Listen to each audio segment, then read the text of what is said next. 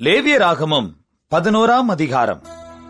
கர்த்தர் மோசேயையும் ஆரோனையும் நோக்கி, நீங்கள் இஸ்ரவேல் புத்திரரோடே சொல்ல வேண்டியது என்னவென்றால், பூமியில் இருக்கிற சகல மிருகங்களிலும் நீங்கள் புசிக்கத்தக்க ஜீவ ஜந்துக்கள் யாதெனில், மிருகங்களில் விரிகுளம்புள்ளதாயிருந்து குளம்புகள் இரண்டாக பிரிந்திருக்கிறதும் அசை போடுகிறதுமானவைகளை எல்லாம் நீங்கள் புசிக்கலாம். ஆனாலும் அசை போடுகிறதும் விரிகுளம்புள்ளதுமானவைகளில் ஒட்டகமானது அசை போடுகிறதாயிருந்தாலும் அதற்கு விரிகுளம்பில்லாதபடியால் அது உங்களுக்கு அசுத்தமாயிருக்கும். குளிமுசலானது அசை போடுகிறதாயிருந்தாலும் அதற்கு விரிகுளம்பில்லை, அது உங்களுக்கு அசுத்தமாயிருக்கும். முயலானது அசை போடுகிறதாயிருந்தும் அதற்கு விரிகுளம்பில்லை, அது உங்களுக்கு அசுத்தமாயிருக்கும். பன்றியின் குழம்பு விரிகுளம்பும் இரண்டாக பிரிந்ததுமாயிருந்தும் அது அசை போடாது, அது உங்களுக்கு அசுத்தமாயிருக்கும். இவைகளின் மாம்சத்தை புசிக்கவும் இவைகளின் உடல்களை தொடவும் வேண்டாம், இவைகள் உங்களுக்கு தீட்டாயிருக்க கடவது. ஜலத்தில் இருக்கிறவைகளில் நீங்கள் புசிக்கத்தக்கது யாதெனில், கடல்களும் ஆறுகளும் ஆகிய தண்ணீர்களிலே சிறகும் செதிளும் உள்ளவைகளை எல்லாம் நீங்கள் புசிக்கலாம். ஆனாலும் கடல்களும் ஆறுகளும் ஆகிய தண்ணீர்களில் நீந்துகிறதும் வாழுகிறதுமான பிராணிகளில் சிறகும் செதிலும் இல்லாதவைகள் யாவும் உங்களுக்கு அருவருப்பாயிருப்பதாக. அவைகள் உங்களுக்கு அருவருப்பாயிருக்க கடவது. அவைகளின் மாம்சத்தை புசியாதிருந்து அவைகளின் உடல்களை அருவருப்பீர்களாக. தண்ணீர்களிலே சிறகும் செதிளும் இல்லாத யாவும் உங்களுக்கு அருவருப்பாயிருக்க கடவது. பறவைகளில் நீங்கள் புசியாமல் அருவருக்க வேண்டியவைகள் யாதெனில், கழுகும் கருடனும் கடலுராஞ்சியும் பருந்தும் சகலவித வல்லூரும் சகலவித காகங்களும் தீக்குருவியும் கூகையும் செம்புகமும் சகலவித டேகையும் ஆந்தையும் நீர்க்காகமும் கோட்டானும் நாரையும் கூளக்கடாவும் குருகும் கொக்கும் சகலவித ராஜாளியும் புழுக்கொத்தியும் வவ்வாலும் ஆகிய இவைகளே. பறக்கிறவைகளில் 4 காலால் நடமாடுகிற ஊரும் பிராணிகள் யாவும் உங்களுக்கு அருவருப்பாயிருப்பதாக. ஆகிலும் பறக்கிறவைகளில் 4 காலால் நடமாடுகிற யாவிலும் நீங்கள் புசிக்கத்தக்கது யாதெனில், தரையிலே தத்துகிறதற்கு கால்களுக்கு மேல் தொடைகள் உண்டாயிருக்கிறவைகளிலே வெட்டுக்கிளி ஜாதியாயிருக்கிறதையும், சோலையாம் என்னும் கிளி ஜாதியாயிருக்கிறதையும், அர்கொல் எனும் கிளி ஜாதியாயிருக்கிறதையும், ஆகாபு என்னும் கிளி ஜாதியாயிருக்கிறதையும் நீங்கள் புசிக்கலாம். பறக்கிறவைகளில் 4 காலால் நடமாடுகிற மற்ற யாவும் உங்களுக்கு அருவருப்பாயிருப்பதாக. அவைகளாலே தீட்டுப்படுவீர்கள். அவைகளின் உடலை தொடுகிறவன் எவனும் சாயங்காலம் மட்டும் தீட்டுப்பட்டிருப்பான். அவைகளின் உடலை சுமந்தவன் எவனும் தன் வஸ்திரங்களை தோய்க்க கடவன். அவன் சாயங்காலம் மட்டும் தீட்டுப்பட்டிருப்பான். விரி நகங்கள் உள்ளவைகளாயிருந்தும் இருவிளவான குளம்பில்லாமலும் அசை போடாமலும் இருக்கிற மிருகங்கள் யாவும் உங்களுக்கு அசுத்தமாயிருப்பதாக. அவைகளை தொடுகிறவன் எவனும் தீட்டுப்படுவான். 4 காலால் நடக்கிற சகல ஜீவன்களிலும் தங்கள் உள்ளங்கால்களை ஊன்றி நடக்கிற யாவும் உங்களுக்கு அசுத்தமாயிருப்பதாக. அவைகளின் உடலை தொடுகிறவன் எவனும் சாயங்காலம் மட்டும் தீட்டுப்பட்டிருப்பான். அவைகளின் உடலை சுமந்தவன் தன் வஸ்திரங்களை தோய்க்க கடவன். அவன் சாயங்காலம் மட்டும் தீட்டுப்பட்டிருப்பான். இவைகள் உங்களுக்கு தீட்டாயிருக்க கடவது. தரையில் ஊறுகிற பிராணிகளில் உங்களுக்கு அசுத்தமானவைகள் எவையெனில், பெரிச்சாழியும் எலியும் சகலவிதமான ஆமையும் உடும்பும் அழுங்கும் ஓணானும் பல்லியும் பச்சோந்தியும் ஆகிய இவைகளே. சகல ஊரும் பிராணிகளிலும் இவைகள் உங்களுக்கு தீட்டாயிருக்க கடவது. அவைகளில் செத்ததை தொடுகிறவன் எவனும் சாயங்காலம் மட்டும் தீட்டுப்பட்டிருப்பான். அவைகளில் செத்தது ஒன்று யாதொன்றின் மேல் விழுந்தால் அது தீட்டுப்பட்டிருக்கும். அது மரப்பாத்திரமானாலும் வஸ்திரமானாலும் தோலானாலும் பையானாலும் வேலை செய்கிறதற்கேற்ற ஆயுதமானாலும் சாயங்காலம் மட்டும் தீட்டாயிருக்கும். அது தண்ணீரில் போடப்பட வேண்டும். அப்பொழுது சுத்தமாகும். அவைகளில் ஒன்று மண்பாண்டத்திற்குள் விழுந்தால் அதற்குள் இருக்கிறவை யாவும் தீட்டுப்பட்டிருக்கும். அதை உடைத்து போட வேண்டும். புசிக்கத்தக்க போஜன பதார்த்தத்தின் மேல் அந்த தண்ணீர் பட்டால் அது தீட்டாகும். குடிக்கத்தக்க எந்த பானமும் அப்படிப்பட்ட பாத்திரத்தினால் தீட்டுப்படும். அவைகளின் உடலில் யாதொன்று எதின்மேல் விழுதோ அதுவும் தீட்டுப்படும். அடுப்பானாலும் மண் தொட்டியானாலும் தகர்க்கப்படுவதாக. அவைகள் தீட்டுப்பட்டிருக்கும். ஆகையால் அவைகள் உங்களுக்கு தீட்டாயிருக்க கடவது.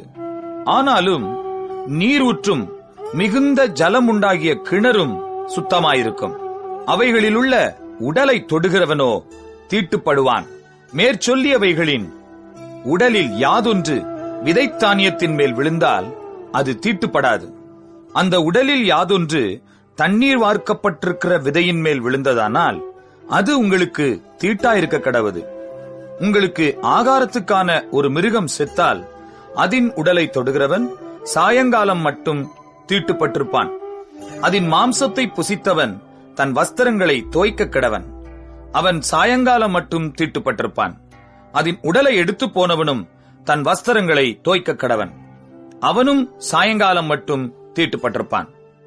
தரையில் ஊறுகிற பிராணிகள் எல்லாம் உங்களுக்கு அருவருப்பாயிருக்க கடவது. அவை புசிக்கப்படலாகாது. தரையில் ஊறுகிற சகல பிராணிகளிலும் வயிற்றினால் நகருகிறவைகளையும் 4 காலால் நடமாடுகிறவைகளையும் அநேகங் கால்கள் உள்ளவைகளையும் புசியாதிருப்பீர்களாக. அவைகள் அருவருப்பானவைகள். ஊறுகிற எந்த பிராணிகளிலும் உங்களை அருவருப்பாக்கிக் கொள்ளாமலும் அவைகளால் தீட்டுப்படாமலும் இருப்பீர்களாக. அவைகளாலே நீங்கள் தீட்டுப்படுவீர்கள். நான் உங்கள் தேவனாகிய கர்த்தர். நான் பரிசுத்தர். ஆகையால் தரையில் ஊறுகிற எந்த பிராணிகளிலும் உங்களை தீட்டுப்படுத்தாமல் உங்களை பரிசுத்தமாக்கிக் கொண்டு பரிசுத்தராயிருப்பீர்களாக. நான் உங்கள் தேவனாயிருக்கும்படி உங்களை எகிப்து தேசத்திலிருந்து வரப்பண்ணின கர்த்தர். நான் பரிசுத்தர். ஆகையால் நீங்களும் பரிசுத்தராயிருப்பீர்களாக. சுத்தமானதற்கும் அசுத்தமானதற்கும், புசிக்கத்தக்க ஜந்துக்களுக்கும் புசிக்கத்தகாத ஜந்துக்களுக்கும் வித்தியாசம் பண்ணும் பொருட்டு மிருகத்துக்கும் பறவைகளுக்கும் தண்ணீர்களில் நீந்துகிற சகல ஜீவ ஜந்துக்களுக்கும் பூமியின் மேல் ஊறுகிற சகல பிராணிகளுக்கும் அடுத்த பிரமாணம் இதுவே என்று சொல்லுங்கள் என்றார். லேவியராகமம் 12ஆம் அதிகாரம். பின்னும் கர்த்தர் மோசேயை நோக்கி, நீ இஸ்ரவேல் புத்திரரோடே சொல்ல வேண்டியது என்னவென்றால், ஒரு ஸ்திரீ கர்ப்பவதியாகி ஆண் பிள்ளையை பெற்றால் அவள் சூதக ஸ்திரீ விலக்கமாயிருக்கும் நாட்களுக்கு சரியாக 7 நாள் தீட்டாயிருப்பாள். 8ஆம் நாளிலே அந்த பிள்ளையினுடைய நுனித்தோலின் மாம்சம் விருத்த சேதனம் பண்ணப்பட கடவது. பின்பு அவள் 33 நாள் தன் உதிர சுத்திகரிப்பு நிலையிலே இருந்து சுத்திகரிப்பின் நாட்கள் நிறைவேறும் அளவும் பரிசுத்தமான யாதொரு வஸ்துவை தொடவும் பரிசுத்த ஸ்தலத்துக்குள் வரவும் கூடாது. பெண் பிள்ளையை பெற்றாளாகில் அவள் 2 வாரம் சூதகஸ்திரியைப் போல தீட்டாயிருந்து பின்பு 66 நாள் உதிர சுத்திகரிப்பு நிலையிலே இருக்க கடவள். அவள் ஆண் பிள்ளையாவது பெண் பிள்ளையாவது பெற்றதற்காக அவளுடைய சுத்திகரிப்பின் நாட்கள் நிறைவேறின பின்பு அவள் 1 வயதான ஆட்டுக்குட்டியை சர்வாங்க தகன பலியாகவும், ஒரு புறா குஞ்சையாவது காட்டுப்புறாவையாவது பாவ நிவாரண பலியாகவும் ஆசரிப்பு கூடார வாசலில் ஆசாரியனிடத்திற்கு கொண்டு வர கடவள். அதை அவன் கர்த்தருடைய சந்நிதியில் பலியிட்டு அவளுக்காக பாவ நிவிர்த்தி செய்வானாக. அப்பொழுது அவள் தன் உதிர ஊரலின் தீட்டு நீங்கி சுத்தமாவாள். இது ஆண் பிள்ளையாவது பெண் பிள்ளையாவது பெற்றவளை குறித்த பிரமாணம். ஆட்டுக்குட்டியை கொண்டுவர அவளுக்கு சக்தி இல்லாதிருந்தால் 2 காட்டுப்புறாக்களையாவது 2 புறா குஞ்சுகளையாவது ஒன்றை சர்வாங்க தகன பலியாகவும் மற்றொன்றை பாவ நிவாரண பலியாகவும் கொண்டுவர கடவள். அதனால் ஆசாரியன் அவளுக்காக பாவ நிவிர்த்தி செய்ய கடவன். அப்பொழுது அவள் சுத்தமாவாள் என்று சொல் என்றார். லேவியராகமம் 13ஆம் அதிகாரம். பின்னும் கர்த்தர் மோசேயையும் ஆரோனையும் நோக்கி, ஒரு மனிதனுடைய சரீரத்தின் மேல் குஷ்டரோகம் போலிருக்கிற ஒரு தடிப்பாவது அசராவது வெள்ளை படராவது உண்டானால் அவன் ஆசாரியனாகிய ஆரோனிடத்தில் ஆகிலும் ஆசாரியராகிய அவன் குமாரரில் ஒருவனிடத்தில் ஆகிலும் கொண்டுவரப்பட கடவன். அப்பொழுது ஆசாரியன் அவன் சரீரத்தின் மேல் இருக்கிற ரோகத்தை பார்க்க வேண்டும். ரோகம் இருக்கும் இடத்தில் மயிர் வெளுத்தும் ரோகமுள்ள இடம் அவனுடைய மற்ற சரீரத்தை பார்க்கிலும் அதிகமாய் குழிந்தும் இருந்தால் அது குஷ்டரோகம். ஆசாரியன் அவனை பார்த்த பின்பு அவனை தீட்டுள்ளவன் என்று தீர்க்க கடவன். அவன் சரீரத்தின் மேல் வெள்ளை படர்ந்திருந்தாலும் அவ்விடம் அவனுடைய மற்ற தோலை பார்க்கிலும் அதிக பள்ளமாயிராமலும் அதன் மயிர் வெள்ளையாக மாறாமலும் இருந்தால் ஆசாரியன் அவனை 7 நாள் அடைத்து வைத்து 7ஆம் நாளில் அவனை பார்க்க கடவன். தோலில் ரோகம் அதிகப்படாமல் அவன் பார்வைக்கு ரோகம் நின்றிருந்தால் ஆசாரியன் 2ஆந்தரம் அவனை 7 நாள் அடைத்து வைத்து 2ஆந்தரம் அவனை 7ஆம் நாளில் பார்க்க கடவன். தோலில் ரோகம் அதிகப்படாமல் சுருங்கி இருந்தால் ஆசாரியன் அவனை சுத்தமுள்ளவன் என்று தீர்க்க கடவன். அது அசரு. அவன் தன் வஸ்திரங்களை தோய்த்து சுத்தமாயிருப்பானாக. தன்னை சுத்தமுள்ளவன் என்று தீர்க்கிறதற்கு அவன் தன்னை ஆசாரியனுக்கு காண்பித்த பின்பு அசரு தோலில் அதிகமாய் படர்ந்திருந்தால் அவன் மறுபடியும் ஆசாரியனுக்கு தன்னை காண்பிக்க கடவன். அப்பொழுது அசரு தோலிலே படர்ந்தது என்று ஆசாரியன் கண்டால் ஆசாரியன் அவனை தீட்டுள்ளவன் என்று தீர்க்க கடவன். அது குஷ்டரோகம்.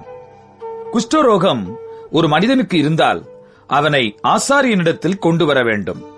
அப்பொழுது ஆசாரியன் அவனை பார்த்து, தோலிலே வெள்ளையான தடிப்பிருந்து அது மயிரை வெண்மையாக மாற பண்ணிற்றென்றும் அந்த தடிப்புள்ள இடத்திலே ரண மாம்சம் உண்டென்றும் கண்டால் அது அவன் சரீரத்திலுள்ள நாள்பட்ட குஷ்டம், அவன் தீட்டுள்ளவன். ஆதலால் ஆசாரியன் அவனை அடைத்து வைக்காமல் தீட்டுள்ளவன் என்று தீர்க்க கடவன். ஆசாரியன் பார்க்கிற இடங்கள் எங்கும் தோலிலே குஷ்டம் தோன்றி அந்த ரோகமுள்ளவனுடைய தலை தொடங்கி அவன் கால் மட்டும் அது தேகம் முழுவதையும் மூடியிருக்க கண்டால் அப்பொழுது ஆசாரியன் பார்த்து, குஷ்டம் அவன் சரீரம் முழுவதையும் மூடியிருந்தால் அவனை சுத்தமுள்ளவன் என்று தீர்க்க கடவன். அவன் உடம்பெல்லாம் வெண்மையாய் போனபடியால் அவன் சுத்தமுள்ளவன். ஆனாலும் ரணமாம்சம் அவனில் காணப்பட்டால் அவன் தீட்டுள்ளவன். ஆகையால் ரணமாம்சத்தை ஆசாரியன் காணும்போது அவனை தீட்டுள்ளவன் என்று தீர்க்க கடவன். ரணமாம்சம் தீட்டுள்ளது, அது குஷ்டம். அல்லது ரணமாம்சம் மாறி வெண்மையானால் அவன் ஆசாரியனிடத்துக்கு வர வேண்டும். ஆசாரியன் அவனை பார்த்து ரோகமுள்ள இடம் வெண்மையாக மாறினதென்று கண்டால் ஆசாரியன் அவனை சுத்தமுள்ளவன் என்று தீர்க்க கடவன். அவன் சுத்தமுள்ளவன்.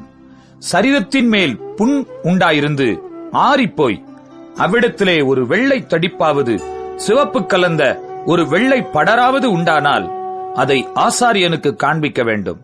ஆசாரியன் அதை பார்த்து அவ்விடம் மற்ற தோலை பார்க்கிலும் குளிந்திருக்கவும் அதன் மயிர் வெள்ளையாக மாறியிருக்கவும் கண்டால் ஆசாரியன் அவனை தீட்டுள்ளவன் என்று தீர்க்க வேண்டும். அது புண்ணில் எழும்பின குஷ்டம்.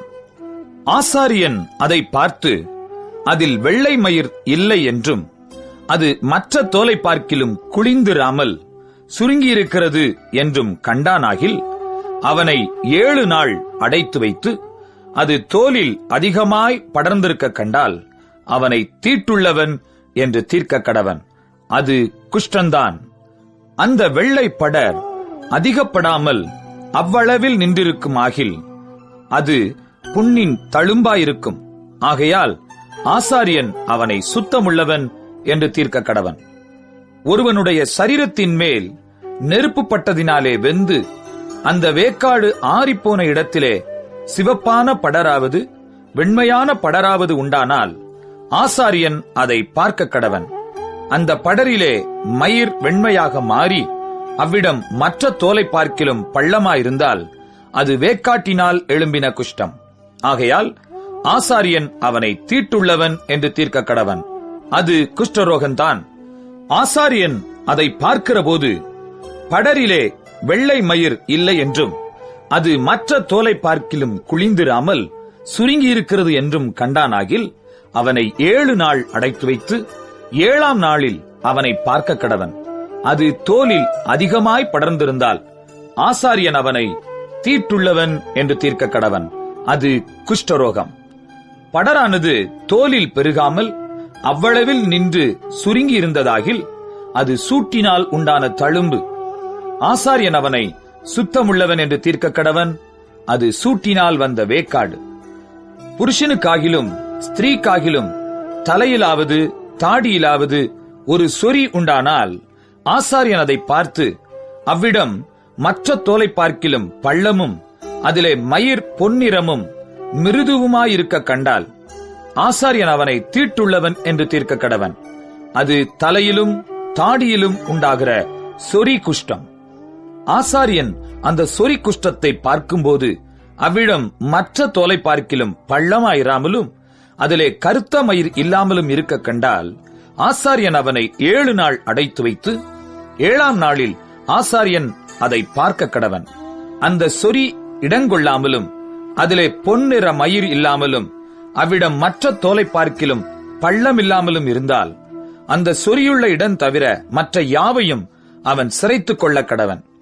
பின்பு ஆசாரியன் 2ஆம் தரம் அவனை 7 நாள் அடைத்து வைத்து 7ஆம் நாளில் அதை பார்க்க கடவன். சொறி தோலில் இடங்கொள்ளாமலும் அவ்விடம் மற்ற தோலை பார்க்கிலும் பள்ளமில்லாமலும் இருந்தால் ஆசாரியன் அவனை சுத்தமுள்ளவன் என்று தீர்க்க கடவன். அவன் தன் வஸ்திரங்களை தோய்த்த பின் சுத்தமாயிருப்பான். அவன் சுத்தமுள்ளவன் என்று தீர்க்கப்பட்ட பின் அந்த சொறி தோலில் இடங்கொண்டதானால் ஆசாரியன் அவனை பார்க்க கடவன். சொறி தோலில் இடங்கொண்டிருந்தால் அப்பொழுது மயிர் பொன்னிறமா அல்லவா என்று ஆசாரியன் விசாரிக்க வேண்டியதில்லை. அவன் தீட்டுள்ளவனே. அவன் பார்வைக்கு அந்த சொறி நீங்கி அதில் கருத்த மயிர் முளைத்ததேயாகில் சொறி சொஸ்தமாயிற்று. அவன் சுத்தமுள்ளவன். ஆசாரியன் அவனை சுத்தமுள்ளவன் என்று தீர்க்க கடவன். ஒரு புருஷனுக்காகிலும் ஸ்திரீக்காகிலும் அவர்கள் சரீரத்தின் மேல் வெள்ளை புள்ளிகள் உண்டாயிருந்தால் ஆசாரியன் பார்க்க கடவன்.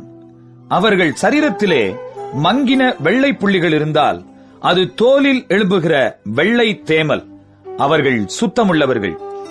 ஒருவனுடைய தலைமயிர் உதிர்ந்து அவன் மொட்டையனானாலும் அவன் சுத்தமாயிருக்கிறான். அவனுடைய முன்னந்தலை மயிர் உதிர்ந்தால் அவன் அரை மொட்டையன், அவனும் சுத்தமாயிருக்கிறான். மொட்டை தலையிலாவது அரை மொட்டை தலையிலாவது சிவப்பு கலந்த வெண்மையான படர் உண்டானால் அது அதில் எழும்புகிற குஷ்டம். ஆசாரியன் அவனை பார்க்க கடவன். அவனுடைய மொட்டை தலையிலாவது அரை மொட்டை தலையிலாவது மற்ற அங்கங்களின் மேல் உண்டாகும் குஷ்டத்தைப் போல சிவப்பு கலந்த வெண்மையான தடிப்பு இருக்க கண்டால் அவன் குஷ்டரோகி. அவன் தீட்டுள்ளவன். ஆசாரியன் அவனை தீட்டுள்ளவன் என்று தீர்க்க கடவன். அவன் வியாதி அவன் தலையிலே இருக்கிறது. அந்த வியாதி உண்டாயிருக்கிற குஷ்டரோகி வஸ்திரம் கிழிந்தவனாயும் தன் தலையை மூடாதவனாயும் இருந்து அவன் தன் தாடியை மூடிக்கொண்டு தீட்டு தீட்டு என்று சத்தமிட வேண்டும். அந்த வியாதி அவனில் இருக்கும் நாள் வரைக்கும் தீட்டுள்ளவனாக எண்ணப்பட கடவன். அவன் தீட்டுள்ளவனே. ஆகையால் அவன் தனியே குடியிருக்க வேண்டும். அவன் குடியிருப்பு பாளையத்துக்கு புறம்பே இருக்க கடவது. ஆட்டுமயிர் வஸ்திரத்திலாவது பஞ்சினூல் வஸ்திரத்திலாவது பஞ்சினூல் அல்லது ஆட்டுமயிரான பாவிலாவது ஊடையிலாவது ஒரு தோலிலாவது தோலினால் செய்த எந்தவித வஸ்துவிலாவது குஷ்டதோஷம் தோன்றி வஸ்திரத்திலாவது தோலிலாவது பாவிலாவது ஊடையிலாவது தோலினால் செய்த எந்தவித வஸ்துவிலாவது குஷ்டதோஷம் பச்சையாயாவது சிவப்பாயாவது காணப்பட்டால் அது குஷ்டமாயிருக்கும். அதை ஆசாரியனுக்கு காண்பிக்க வேண்டும். ஆசாரியன் அதை பார்த்து 7 நாள் அடைத்து வைத்து 7ஆம் நாளிலே அதை பார்க்க கடவன். வஸ்திரத்திலாவது பாவிலாவது ஊடையிலாவது தோலிலாவது தோலினால் செய்த எந்தவித வஸ்துவிலாவது அது அதிகப்பட்டிருந்தால் அது அரிக்கிற குஷ்டம், அது தீட்டாயிருக்கும். அந்த தோஷம் இருக்கிற ஆட்டு மயிரினாலும் பஞ்சு நூலினாலும் செய்த வஸ்திரத்தையும் பாவையும் ஊடையையும் தோலினால் செய்த எந்தவித வஸ்துவையும் சுட்டரிக்க கடவன். அது அரிக்கிற குஷ்டம், ஆகையால் அக்னியில் சுட்டரிக்கப்பட வேண்டும். வஸ்திரத்தின் பாவிலாவது ஊடையிலாவது தோலினால் செய்த எந்தவித வஸ்துவிலாவது அந்த தோஷம் அதிகப்படவில்லை என்று ஆசாரியன் கண்டால், அப்பொழுது ஆசாரியன் அதை கழுவச் சொல்லி 2ஆம் தரம் 7 நாள் அடைத்து வைத்து அது கழுவப்பட்ட பின்பு அதை பார்க்க கடவன். அந்த தோஷம் அதிகப்படாதிருந்தாலும் அது நிறம் மாறாததாயிருந்தால் தீட்டாயிருக்கும். அக்னியில் அதை சுட்டரிக்க வேண்டும். அது அவ்வஸ்திரத்தின் உட்புறத்திலும் வெளிப்புறத்திலும் உருவ அரிக்கும். கழுவப்பட்ட பின்பு அது குறுகிற்றென்று ஆசாரியன் கண்டானேயாகில், அதை வஸ்திரத்திலாவது தோலிலாவது பாவிலாவது ஊடையிலாவது இராதபடிக்கு எடுத்து போட வேண்டும். அது இன்னும் வஸ்திரத்திலாவது பாவிலாவது ஊடையிலாவது தோலினால் செய்த எந்தவித வஸ்துவிலாவது காணப்பட்டால் அது படருகிற தோஷம். ஆகையினால் அது உள்ளதை அக்கினியில் சுட்டரிக்க வேண்டும். வஸ்திரத்தின் பாவாவது ஊடையாவது தோலினால் செய்த எந்தவித வஸ்துவாவது கழுவப்பட்ட பின்பு அந்த தோஷம் அதை விட்டு போயிற்றே, ஆனால் 2ஆம் தரம் கழுவப்பட வேண்டும். அப்பொழுது சுத்தமாயிருக்கும். ஆட்டு மயிராலாகிலும் பஞ்சு நூலாலாகிலும் நெய்த வஸ்திரத்தையாவது பாவையாவது ஊடையாவது தோலினால் செய்த எந்தவித வஸ்துவையாவது சுத்தமென்றாவது தீட்டென்றாவது தீர்க்கிறதற்கு அதனுடைய குஷ்ட தோஷத்துக்கடுத்த பிரமாணம் இதுவே என்றார். லேவியராகமம் 14ஆம் அதிகாரம். பின்னும் கர்த்தர் மோசேயை நோக்கி, குஷ்டரோகியினுடைய சுத்திகரிப்பின் நாளில் அவனுக்கு அடுத்த பிரமாணம் என்னவென்றால், அவன் ஆசாரியனிடத்தில் கொண்டு வரப்பட வேண்டும். ஆசாரியன் பாளையத்துக்கு புறம்பே போய் குஷ்டரோகியின் குஷ்ட வியாதி சொஸ்தமாயிற்று என்று கண்டால், சுத்திகரிக்கப்பட வேண்டியவனுக்காக உயிரோடு இருக்கும் சுத்தமான 2 குருவிகளையும் கேதுரு கட்டையையும் சிவப்பு நூலையும் ஈசோப்பையும் வாங்கி வர கட்டளையிடக் கடவன். பின்பு ஆசாரியன் அந்த குருவிகளில் ஒன்றை ஒரு மண்பாண்டத்திலுள்ள ஊற்று நீர்மேல் கொல்லச் சொல்லி, உயிருள்ள குருவியையும் கேதுரு கட்டையையும் சிவப்பு நூலையும் ஈசோப்பையும் எடுத்து இவைகளையும் உயிருள்ள குருவியையும் ஊற்று நீர்மேல் கொல்லப்பட்ட குருவியின் இரத்தத்திலே தோய்த்து குஷ்டம் நீங்க சுத்திகரிக்கப்படுகிறவன் மேல் 7 தரம் தெளித்து அவனை சுத்தம் பண்ணி உயிருள்ள குருவியை வெளியிலே விட்டுவிட கடவன். சுத்திகரிக்கப்படுகிறவன் தன் வஸ்திரங்களை தோய்த்து தன் மயிர் முழுவதையும் சிரைத்து தான் சுத்தமாகும்படி ஜலத்தில் ஸ்நானம் பண்ணி பின்பு பாளையத்தில் பிரவேசித்து தன் கூடாரத்துக்கு புறம்பே 7 நாள் தங்கி 7ஆம் நாளிலே தன் தலையையும் தாடியையும் புருவங்களையும் தன்னுடைய மயிர் முழுவதையும் சிரைத்து தன் வஸ்திரங்களை தோய்த்து ஜலத்தில் ஸ்நானம் பண்ண வேண்டும். அப்பொழுது சுத்தமாயிருப்பான். 8ஆம் நாளிலே அவன் பழுதற்ற 2 ஆட்டுக்குட்டிகளையும் 1 வயதான பழுதற்ற ஒரு பெண்ணாட்டுக்குட்டியையும் போஜன பலிக்காக எண்ணெயிலே பிசைந்த 1 மரக்காலில் 10 பங்காகிய மெல்லிய மாவையும் ஆளாக்கு எண்ணெயையும் கொண்டு வர கடவன். சுத்திகரிக்கிற ஆசாரியன் சுத்திகரிக்கப்படும் மனிதனையும் அவ்வஸ்துக்களையும் ஆசரிப்பு கூடார வாசலிலே கர்த்தருடைய சந்நிதியில் நிறுத்த கடவன். பின்பு ஆசாரியன் ஒரு ஆட்டுக்குட்டியை பிடித்து அதையும் அந்த ஆளாக்கு எண்ணெயையும் குற்ற நிவாரண பலியாக கொண்டு வந்து கர்த்தருடைய சந்நிதியில் அசைவாட்டும் பலியாக அசைவாட்டி பாவ நிவாரண பலியும் சர்வாங்க தகன பலியும் இடும் பரிசுத்த ஸ்தலத்திலே அந்த ஆட்டுக்குட்டியை கொல்ல கடவன். குற்ற நிவாரண பலி பாவ நிவாரண பலியைப் போல ஆசாரியனுக்கு உரியது. அது மகா பரிசுத்தமானது. அந்த குற்ற நிவாரண பலியின் இரத்தத்தில் ஆசாரியன் கொஞ்சம் எடுத்து சுத்திகரிக்கப்படுகிறவன் வலது காதின் மடலிலும் அவன் வலது கையின் பெருவிரலிலும் வலது காலின் பெருவிரலிலும் பூசக்கடவன். பின்பு ஆசாரியன் அந்த ஆழாக்கு எண்ணெயிலே கொஞ்சம் தன் இடது கையில் வார்த்து, தன் இடது கையிலுள்ள எண்ணெயில் தன் வலது கையின் விரலை தோய்த்து, தன் விரலினால் 7 தரம் அந்த எண்ணெயில் எடுத்து கர்த்தருடைய சந்நிதியில் தெளித்து, தன் உள்ளங்கையில் இருக்கிற மீதியான எண்ணெயிலே கொஞ்சம் எடுத்து, சுத்திகரிக்கப்படுகிறவன் வலது காதின் மடலிலும் அவன் வலது கையின் பெருவிரலிலும் வலது காலின் பெருவிரலிலும் முந்த பூசியிருக்கிற குற்ற நிவாரண பலியினுடைய இரத்தத்தின் மேல் பூசி, தன் உள்ளங்கையில் இருக்கிற மீதியான எண்ணெயை சுத்திகரிக்கப்படுகிறவன் தலையிலே வார்த்து, கர்த்தருடைய சந்நிதியில் அவனுக்காக பாவ நிவர்த்தி செய்ய கடவன். ஆசாரியன் பாவ நிவாரண பலியையும் செலுத்தி, சுத்திகரிக்கப்படுகிறவனின் தீட்டு நீங்க அவனுக்கு பாவ நிவர்த்தி செய்து, பின்பு சர்வாங்க தகன பலியை கொன்று சர்வாங்க தகன பலியையும் போஜன பலியையும் பலிபிடத்தின் மேல் வைத்து அவனுக்காக பாவ நிவர்த்தி செய்ய கடவன். அப்பொழுது அவன் சுத்தமாயிருப்பான். அவன் இம்மாத்திரம் செய்ய திராணியற்ற தரித்திரனாயிருந்தால், அவன் தன் பாவ நிவர்த்திக்கென்று அசைவாட்டும் குற்ற நிவாரண பலியாக ஒரு ஆட்டுக்குட்டியையும், போஜன பலிக்கு எண்ணெயில் பிசைந்த ஒரு மரக்கால் மெல்லிய மாவிலே 10 பங்கையும், ஆளாக்கு எண்ணெயையும், தன் திராணிக்கு தக்கபடி 2 காட்டுப்புறாக்களையாவது 2 புறா குஞ்சுகளையாவது, ஒன்று பாவ நிவாரண பலியாகவும் மற்றொன்று சர்வாங்க தகன பலியாகவும் செலுத்தும்படி வாங்கி, தான் சுத்திகரிக்கப்படும்படி 8ஆம் நாளில் ஆசரிப்பு கூடார வாசலிலே கர்த்தருடைய சந்நிதியில் ஆசாரியனிடத்துக்கு கொண்டு வருவானாக.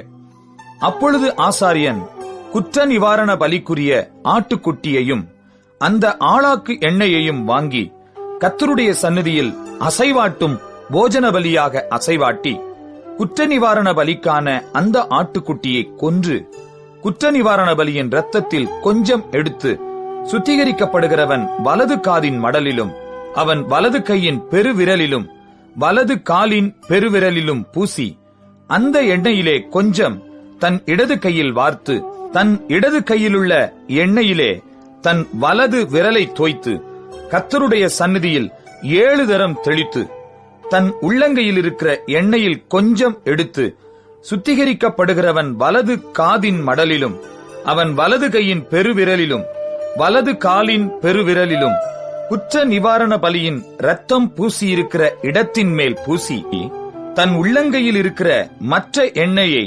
சுத்திகரிக்கப்படுகிறவன் தலையின் மேல் அவனுக்காக கர்த்தருடைய சந்நிதியில் பாவ நிவர்த்தி செய்யும்படி தடவி, பின்பு அவன் தன் திராணிக்கும் தகுதிக்கும் தக்கதாய் காட்டுப்புறாக்களையாவது புறா குஞ்சுகளையாவது கொண்டு வந்து, அவைகளில் ஒன்றை பாவ நிவாரண பலியும் மற்றொன்றை சர்வாங்க தகன பலியும் ஆக்கி போஜன பலியோட கூட செலுத்தி, இப்படியே ஆசாரியன் சுத்திகரிக்கப்படுகிறவனுக்காக கர்த்தருடைய சந்நிதியில் பாவ நிவர்த்தி செய்ய கடவன். தன் சுத்திகரிப்புக்கு வேண்டியவைகளை சம்பாதிக்க கூடாத குஷ்டரோகியை குறித்த பிரமாணம் இதுவே என்றார். பின்னும் கர்த்தர் மோசேயையும் ஆரோனையும் நோக்கி, நான் உங்களுக்கு காணியாட்சியாக கொடுக்கும் கானான் தேசத்திலே நீங்கள் போய் சேர்ந்த பின்பு, உங்கள் காணியாட்சியான தேசத்தில் ஒரு வீட்டிலே குஷ்ட தோஷத்தை நான் வரப்பண்ணினால், அந்த வீட்டிற்கு உடையவன் வந்து வீட்டிலே தோஷம் வந்திருக்கிறதாக தோன்றுகிறது என்று ஆசாரியனுக்கு அறிவிக்க கடவன். அப்பொழுது வீட்டிலுள்ள யாவும் தீட்டுப்படாதபடிக்கு ஆசாரியன் அந்த தோஷத்தை பார்க்க போகும் முன்னே வீட்டை ஒளித்து வைக்கும்படி சொல்லி, பின்பு வீட்டை பார்க்கும்படி போய் அந்த தோஷம் இருக்கிற இடத்தை பார்க்க கடவன். அப்பொழுது வீட்டுச் சுவர்களிலே கொஞ்சம் பச்சையும் கொஞ்சம் சிவப்புமான குழி விழுந்திருந்து அவைகள் மற்ற சுவரை பார்க்கிலும் பள்ளமாயிருக்க கண்டால், ஆசாரியன் வீட்டை விட்டு புறப்பட்டு வாசற்படியிலே வந்து வீட்டை 7 நாள் அடைத்து வைத்து 7ஆம் நாளிலே திரும்ப போய் பார்த்து, தோஷம் வீட்டுச் சுவர்களில் படர்ந்ததென்று கண்டால், தோஷம் இருக்கும் அவ்விடத்து கல்லுகளை பெயர்க்கவும் பட்டணத்துக்கு புறம்பே அசுத்தமான ஒரு இடத்திலே போடவும் அவன் கட்டளையிட்டு, வீட்டை உள்ளே சுற்றிலும் செதுக்கச் சொல்லி, செதுக்கி போட்ட மண்ணை பட்டணத்துக்கு புறம்பே அசுத்தமான ஒரு இடத்திலே கொட்டவும், வேறே கல்லுகளை எடுத்து வந்து அந்த கல்லுகளுக்கு பதிலாக கட்டி வேறே சாந்தை எடுத்து வீட்டை பூசவும் கட்டளையிடுவானாக. கல்லுகளை பெயர்த்து வீட்டை செதுக்கி நவமாய் பூசின பின்பும் அந்த தோஷம் திரும்ப வீட்டில் வந்ததானால் ஆசாரியன் போய் பார்க்க கடவன். தோஷம் வீட்டில் படர்ந்ததானால் அது வீட்டை அரிக்கிற குஷ்டம், அது தீட்டாயிருக்கும். ஆகையால் வீடு முழுவதையும் இடித்து அதன் கல்லுகளையும் மரங்களையும் அதன் சாந்து எல்லாவற்றையும் பட்டணத்துக்கு புறம்பே அசுத்தமான இடத்திலே கொண்டு போக வேண்டும். வீடு அடைக்கப்பட்டிருக்கும் நாட்களில் அதற்குள் பிரவேசிக்கிறவன் சாயங்காலம் மட்டும் தீட்டுப்பட்டிருப்பான். அந்த வீட்டிலே படுத்தவன் தன் வஸ்திரங்களை தோய்க்க கடவன். அந்த வீட்டிலே சாப்பிட்டவனும் தன் வஸ்திரங்களை தோய்க்க கடவன். ஆசாரியன் திரும்ப வந்து வீடு பூசப்பட்ட பின்பு வீட்டிலே அந்த தோஷம் படரவில்லை என்று கண்டானே ஆகில், தோஷம் நிவிர்த்தியானபடியால் ஆசாரியன் அந்த வீட்டை சுத்தம் என்று தீர்க்க கடவன். அப்பொழுது வீட்டிற்கு தோஷம் கழிக்க 2 குருவிகளையும் கேதுரு கட்டையையும் சிவப்பு நூலையும் ஈசோப்பையும் எடுத்து ஒரு குருவியை ஒரு மண்பாண்டத்திலுள்ள ஊற்று நீரின் மேல் கொன்று கேதுரு கட்டையையும் ஈசோப்பையும் சிவப்பு நூலையும் உயிருள்ள குருவியையும் எடுத்து இவைகளை கொல்லப்பட்ட குருவியின் இரத்தத்திலும் ஊற்று நீரிலும் தோய்த்து வீட்டின் மேல் 7 தரம் தெளித்து குருவியின் இரத்தத்தினாலும் ஊற்று நீரினாலும் உயிருள்ள குருவியினாலும் கேதுரு கட்டையினாலும் ஈசோப்பினாலும் சிவப்பு நூலினாலும் வீட்டிற்கு தோஷங்களித்து உயிருள்ள குருவியை பட்டணத்துக்கு புறம்பே வெளியிலே விட்டுவிட்டு இப்படி வீட்டிற்கு பிராயச்சித்தம் செய்ய கடவன். அப்பொழுது அது சுத்தமாயிருக்கும். இது சகலவித குஷ்டரோகத்துக்கும் சொறிக்கும் வஸ்திர குஷ்டத்துக்கும் வீட்டு குஷ்டத்துக்கும் தடிப்புக்கும் அசருக்கும் வெள்ளை படருக்கும் அடுத்த பிரமாணம். குஷ்டம் எப்பொழுது தீட்டுள்ளது என்றும் எப்பொழுது தீட்டில்லாதது என்றும் தெரிவிப்பதற்கு குஷ்டரோகத்துக்கு அடுத்த பிரமாணம் இதுவே என்றார். லேவியராகமம் 15ஆம் அதிகாரம். பின்னும் கர்த்தர் மோசேயையும் ஆரோனையும் நோக்கி, நீங்கள் இஸ்ரவேல் புத்திரரோடே சொல்ல வேண்டியது என்னவென்றால், ஒருவனுக்கு பிரமியம் உண்டானால் அவன் தன் பிரமியத்தினாலே தீட்டானவன். அவனுடைய மாம்சத்திலுள்ள பிரமியம் ஊறிக்கொண்டிருந்தாலும் அவன் பிரமியம் அடைபட்டிருந்தாலும் அதனால் அவனுக்கு தீட்டுண்டாகும். பிரமியம் உள்ளவன் படுக்கிற எந்த படுக்கையும் தீட்டாகும். அவன் எதின்மேல் உட்காருகிறானோ அதுவும் தீட்டாகும். அவன் படுக்கையை தொடுகிறவன் தன் வஸ்திரங்களை தோய்த்து தண்ணீரில் முழுகக் கடவன். சாயங்காலம் மட்டும் அவன் தீட்டுப்பட்டிருப்பானாக. பிரமியம் உள்ளவன் உட்கார்ந்ததின் மேல் உட்காருகிறவன் தன் வஸ்திரங்களை தோய்த்து தண்ணீரில் முழுகி சாயங்காலம் மட்டும் தீட்டுப்பட்டிருப்பானாக. பிரமியம் உள்ளவனின் சரீரத்தை தொடுகிறவன் தன் வஸ்திரங்களை தோய்த்து தண்ணீரில் முழுகி சாயங்காலம் மட்டும் தீட்டுப்பட்டிருப்பானாக. பிரமியம் உள்ளவன் சுத்தமாயிருக்கிற ஒருவன் மேல் துப்பினால் இவன் தன் வஸ்திரங்களை தோய்த்து தண்ணீரில் முழுகி சாயங்காலம் மட்டும் தீட்டுப்பட்டிருப்பானாக. பிரமியம் உள்ளவன் ஏறும் எந்த சேணமும் தீட்டாயிருக்கும். அவனுக்கு கீழிருந்த எதையாகிலும் தொடுகிறவன் சாயங்காலம் மட்டும் தீட்டுப்பட்டிருப்பான். அதை எடுத்துக்கொண்டு போகிறவன் தன் வஸ்திரங்களை தோய்த்து தண்ணீரில் முழுகி சாயங்காலம் மட்டும் தீட்டுப்பட்டிருப்பானாக. பிரமியம் உள்ளவன் தன் கைகளை தண்ணீரினால் கழுவாமல் ஒருவனை தொட்டால் இவன் தன் வஸ்திரங்களை தோய்த்து தண்ணீரில் முழுகி சாயங்காலம் மட்டும் தீட்டுப்பட்டிருப்பானாக. பிரமியம் உள்ளவன் தொட்ட மண்பாண்டம் உடைக்கப்படவும் மரச்சாமான் எல்லாம் தண்ணீரினால் கழுவப்படவும் வேண்டும். பிரமியம் உள்ளவன் தன் பிரமியம் நீங்கி சுத்தமானால் தன் சுத்திகரிப்புக்கென்று 7 நாள் எண்ணிக்கொண்டிருந்து தன் வஸ்திரங்களை தோய்த்து தன் தேகத்தை ஊற்று நீரில் கழுவ கடவன். அப்பொழுது சுத்தமாயிருப்பான். 8ஆம் நாளிலே அவன் 2 காட்டுப்புறாக்களையாவது 2 புறா குஞ்சுகளையாவது ஆசரிப்பு கூடார வாசலிலே கர்த்தருடைய சந்நிதியில் கொண்டு வந்து ஆசாரியனிடத்தில் கொடுக்க கடவன். ஆசாரியன் அவைகளில் ஒன்றை பாவ நிவாரண பலியும் மற்றொன்றை சர்வாங்க தகன பலியும் ஆக்கி அவனுக்காக கர்த்தருடைய சந்நிதியில் அவன் பிரமியத்து நிமித்தம் பாவ நிவிர்த்தி செய்ய வேண்டும்.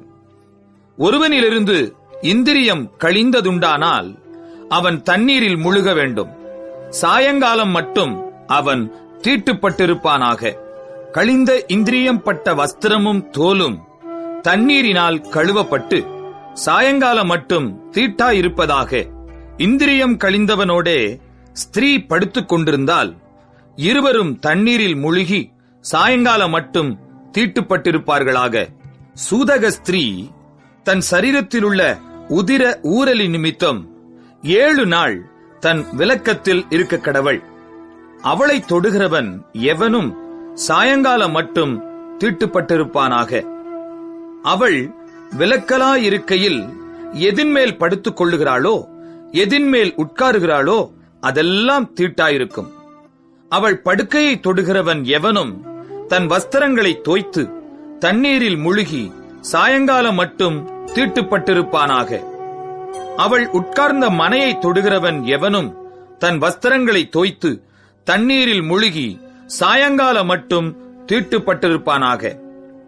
அவள் படுக்கையின் மேலாகிலும் அவள் உட்கார்ந்த மனையின் மேலாகிலும் இருந்த எதையாகிலும் தொட்டவன் சாயங்காலம் மட்டும் தீட்டுப்பட்டிருப்பானாக. ஒருவன் அவளோடே படுத்துக் கொண்டதும் அவள் தீட்டு அவன் மேல் பட்டதும் உண்டானால் அவன் 7 நாள் தீட்டாயிருப்பானாக. அவன் படுக்கிற படுக்கையும் தீட்டுப்படும்.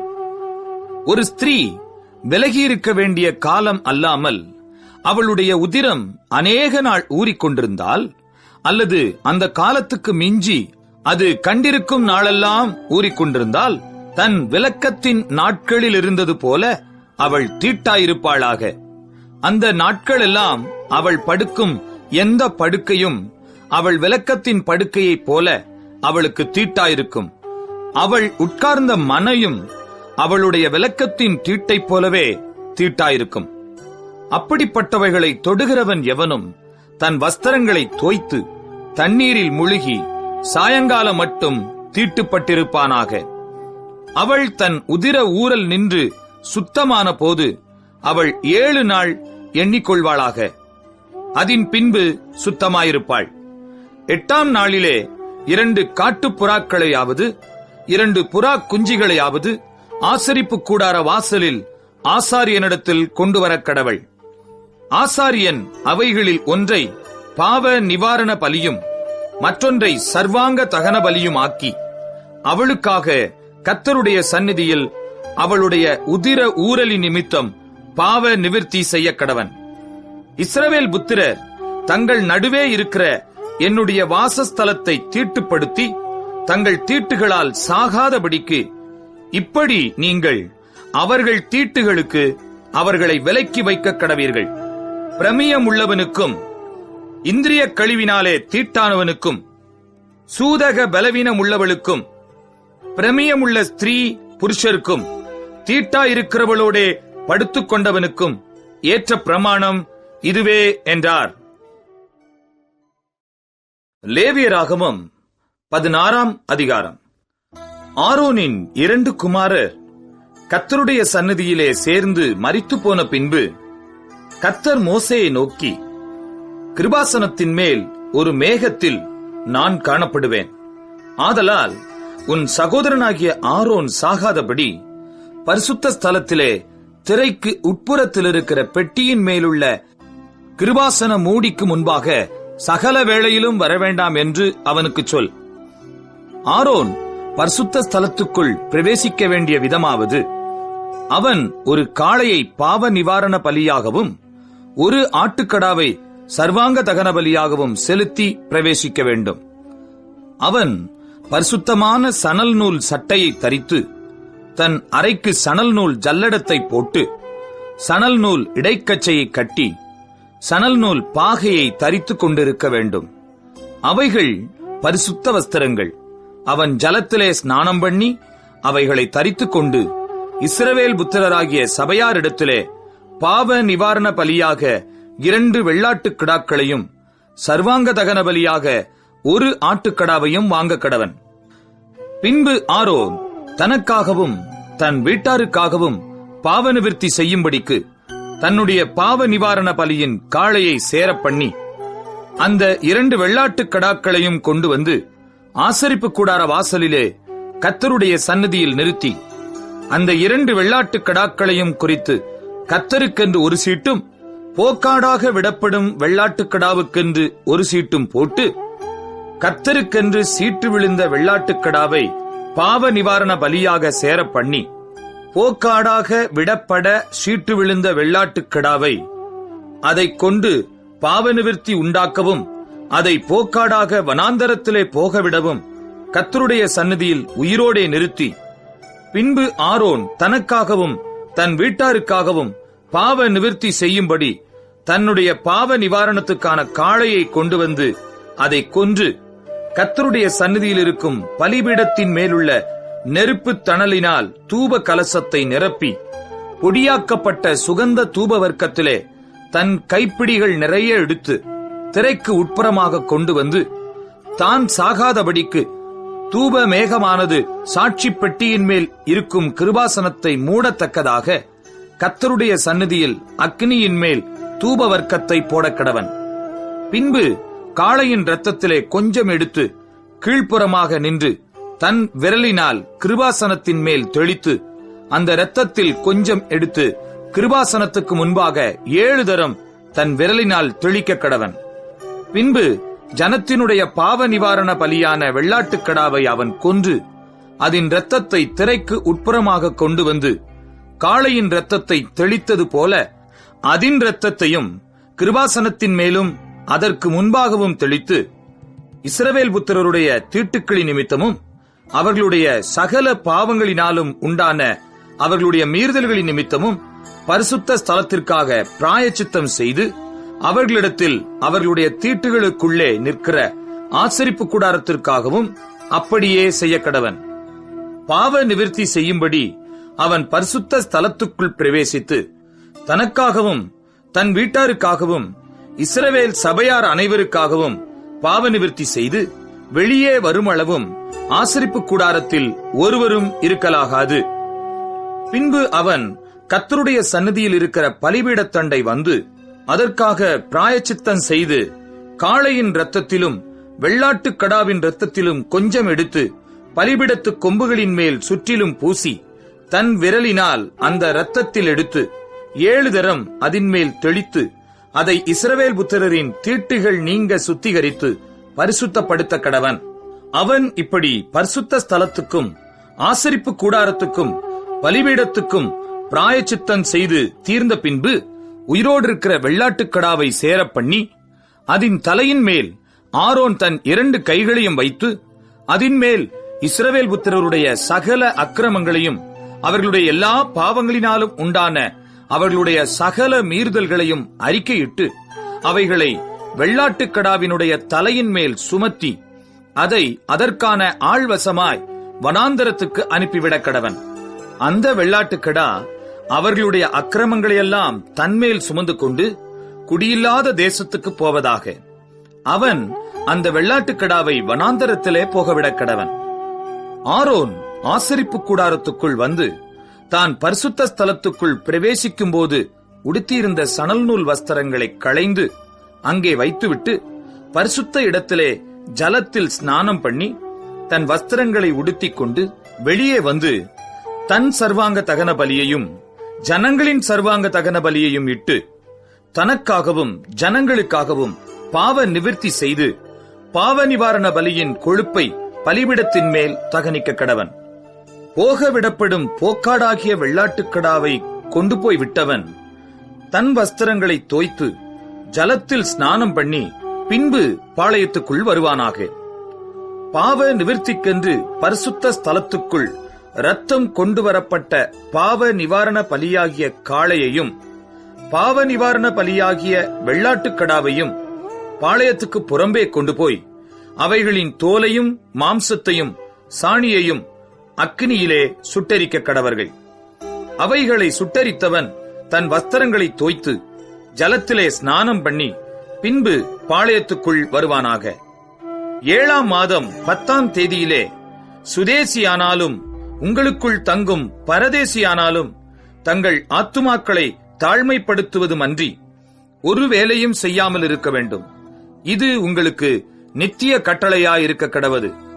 கர்த்தருடைய சந்நிதியில் உங்கள் பாவமெல்லாம் நீங்கி சுத்திகரிக்கப்படும்படி அந்நாளில் உங்களை சுத்திகரிக்கும் பொருட்டு உங்களுக்காக பாவ நிவிர்த்தி செய்யப்படும். உங்களுக்கு அது விசேஷித்த ஓய்வு நாள். அதிலே உங்கள் ஆத்துமாக்களை தாழ்மைப்படுத்த கடவீர்கள். இது நித்திய கட்டளை. அபிஷேகம் பெற்றவனும் தன் தகப்பன் பட்டத்திற்கு வந்து ஆசாரிய ஊழியம் செய்ய பிரதிஷ்டை பண்ணப்பட்டவனுமாகிய ஆசாரியனே பாவ நிவிர்த்தி செய்ய கடவன்.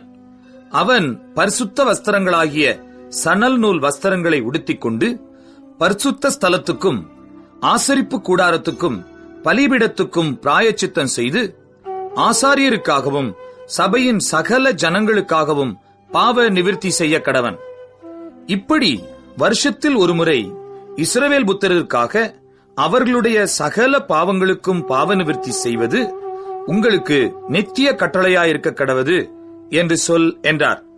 கர்த்தர் மோசேக்கு கட்டளையிட்டபடியே ஆரோன் செய்தான். லேவியராகமம் 17ஆம் அதிகாரம். பின்னும் கர்த்தர் மோசேயை நோக்கி, நீ ஆரோனோடும் அவன் குமாரரோடும் இஸ்ரவேல் புத்திரர் அனைவரோடும் சொல்ல வேண்டியதாவது, கர்த்தர் கட்டளையிடுகிறது என்னவென்றால், இஸ்ரவேல் குடும்பத்தாரில் எவனாகிலும் மாட்டையாவது செம்மறி ஆட்டையாவது வெள்ளாட்டையாவது ஆசரிப்பு கூடார வாசலாகிய கர்த்தருடைய வாசஸ்தலத்துக்கு முன்பாக கர்த்தருக்கு செலுத்தும்படி கொண்டு வராமல் பாளையத்துக்குள்ளே ஆகிலும் பாளையத்துக்கு புறம்பே ஆகிலும் அதை கொன்றால் அது அந்த மனிதனுக்கு இரத்தப்பழியாக எண்ணப்படும். அந்த மனிதன் இரத்தம் சிந்தினபடியால் தன் ஜனத்தில் இராமல் அறுப்புண்டு போவான். ஆகையால் இஸ்ரவேல் புத்திரர் வெளியிலே பலியிடுகிற தங்கள் பலிகளை ஆசரிப்பு கூடார வாசலில் ஆசாரியனிடத்தில் கர்த்தருடைய சந்நிதியில் கொண்டு வந்து அங்கே அவைகளை கர்த்தருக்கு சமாதான பலிகளாக செலுத்த கடவர்கள்.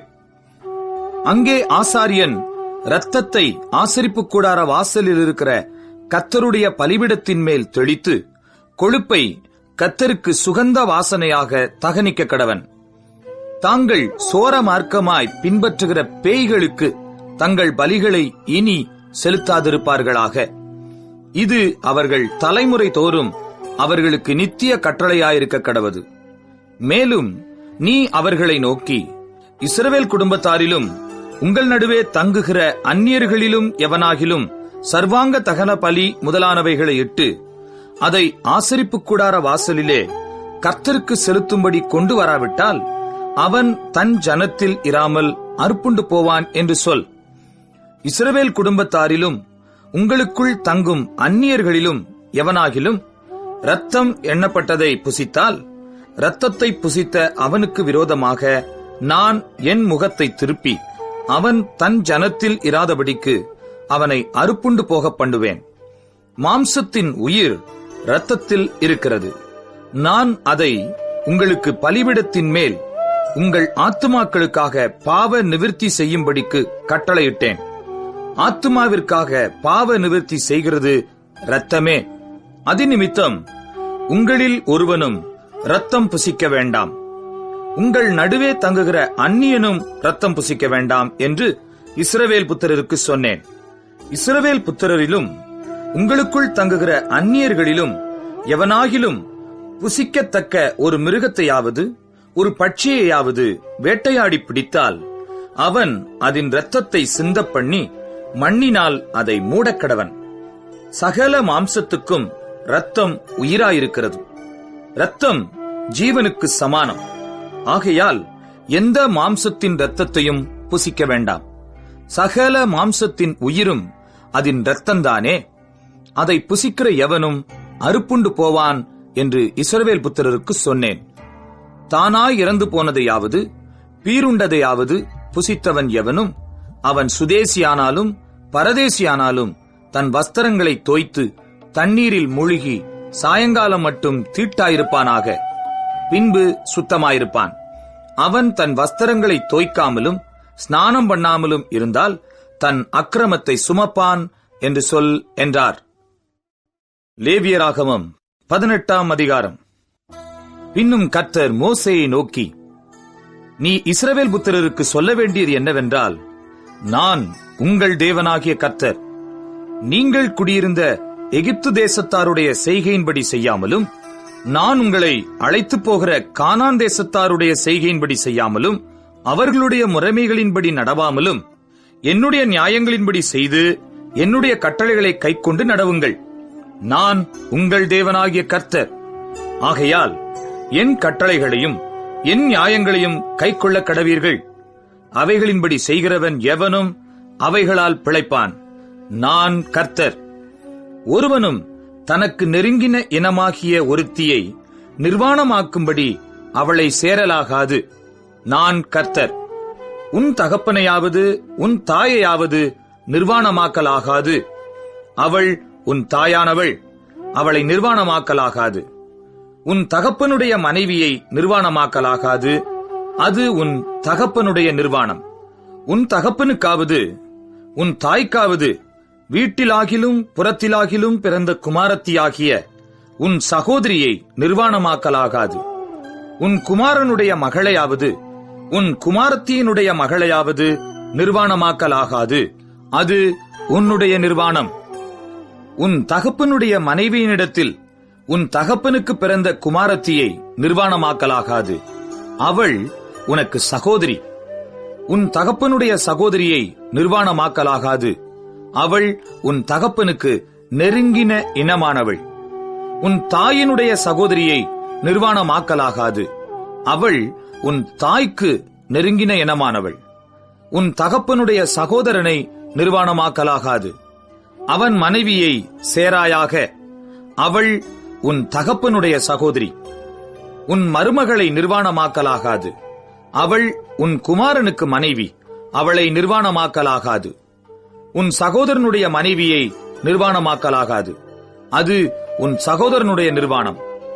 ஒரு ஸ்திரீயையும் அவள் மகளையும் நிர்வாணமாக்கலாகாது. அவளுடைய குமாரரின் மகளையும் அவளுடைய குமாரத்தியின் மகளையும் நிர்வாணமாக்கும்படி விவாகம் பண்ணலாகாது. இவர்கள் அவளுக்கு நெருங்கின இனமானவர்கள். அது முறைகேடு. உன் மனைவி உயிரோடு இருக்கையில் அவளுக்கு உபத்திரவமாக அவள் சகோதரியையும் நிர்வாணமாக்கும் பொருட்டு அவளை விவாகம் பண்ணலாகாது. ஸ்திரீயானவள் சூதகத்தால் விலக்கத்தில் இருக்கையில் அவளை நிர்வாணமாக்க அவளோடே சேராதே. பிறனுடைய மனைவியோடே சேரும்படி சயனித்து அவளால் உன்னை தீட்டுப்படுத்திக் கொள்ள வேண்டாம். நீ உன் சந்ததியில் யாரையாகிலும் மோளேகுக்கென்று தீக்கடக்கும்படி இடம் கொடாதே. உன் தேவனுடைய நாமத்தை பரிசுத்த குலைச்சலாக்காதே. நான் கர்த்தர். பெண்ணோடு சம்யோகம் பண்ணுகிறது போல ஆணோடே சம்யோகம் பண்ண வேண்டாம். அது அருவருப்பானது. யாதொரு மிருகத்தோடும் நீ புணர்ச்சி செய்து அதனாலே உன்னை தீட்டுப்படுத்த வேண்டாம். ஸ்திரீயானவள் மிருகத்தோடே புணரும்படி அதற்கு முன்பாக நிற்கலாகாது. அது அருவருப்பான தாறுமாறு. இவைகளில் ஒன்றினாலும் உங்களை தீட்டுப்படுத்தாதிருங்கள். நான் உங்கள் முன்னின்று துரத்தி விடுகிற ஜாதிகள் இவைகள் எல்லாவற்றினாலும் தங்களை தீட்டுப்படுத்தியிருக்கிறார்கள். தேசமும் தீட்டுப்படுத்தப்பட்டிருக்கிறது. ஆகையால் அதன் அக்கிரமத்தை விசாரிப்பேன். தேசம் தன் குடிகளை கக்கிப் போடும்.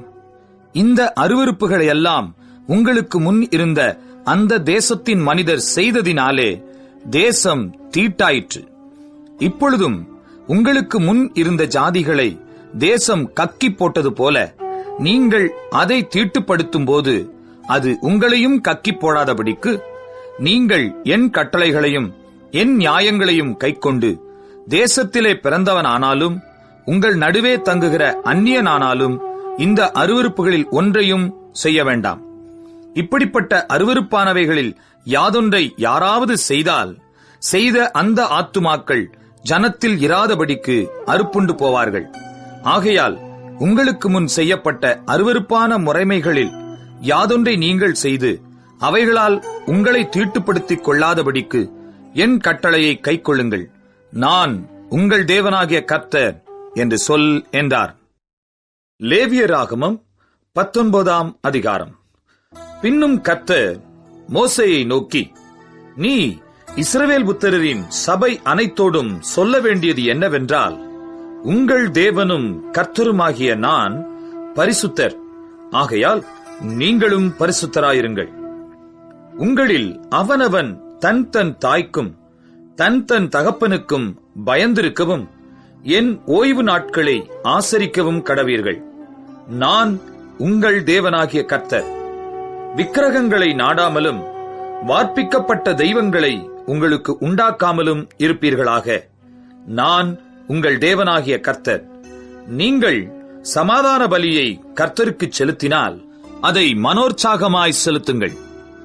நீங்கள் அதை செலுத்துகிற நாளிலும் மறுநாளிலும் அதை புசிக்க வேண்டும். 3ஆம் நாள் மட்டும் மீதியானது அக்கினியிலே சுட்டெரிக்கப்பட கடவது. 3ஆம் நாளில் அதில் ஏதாகிலும் புசிக்கப்பட்டால் அருவருப்பாயிருக்கும், அது அங்கீகரிக்கப்பட மாட்டாது.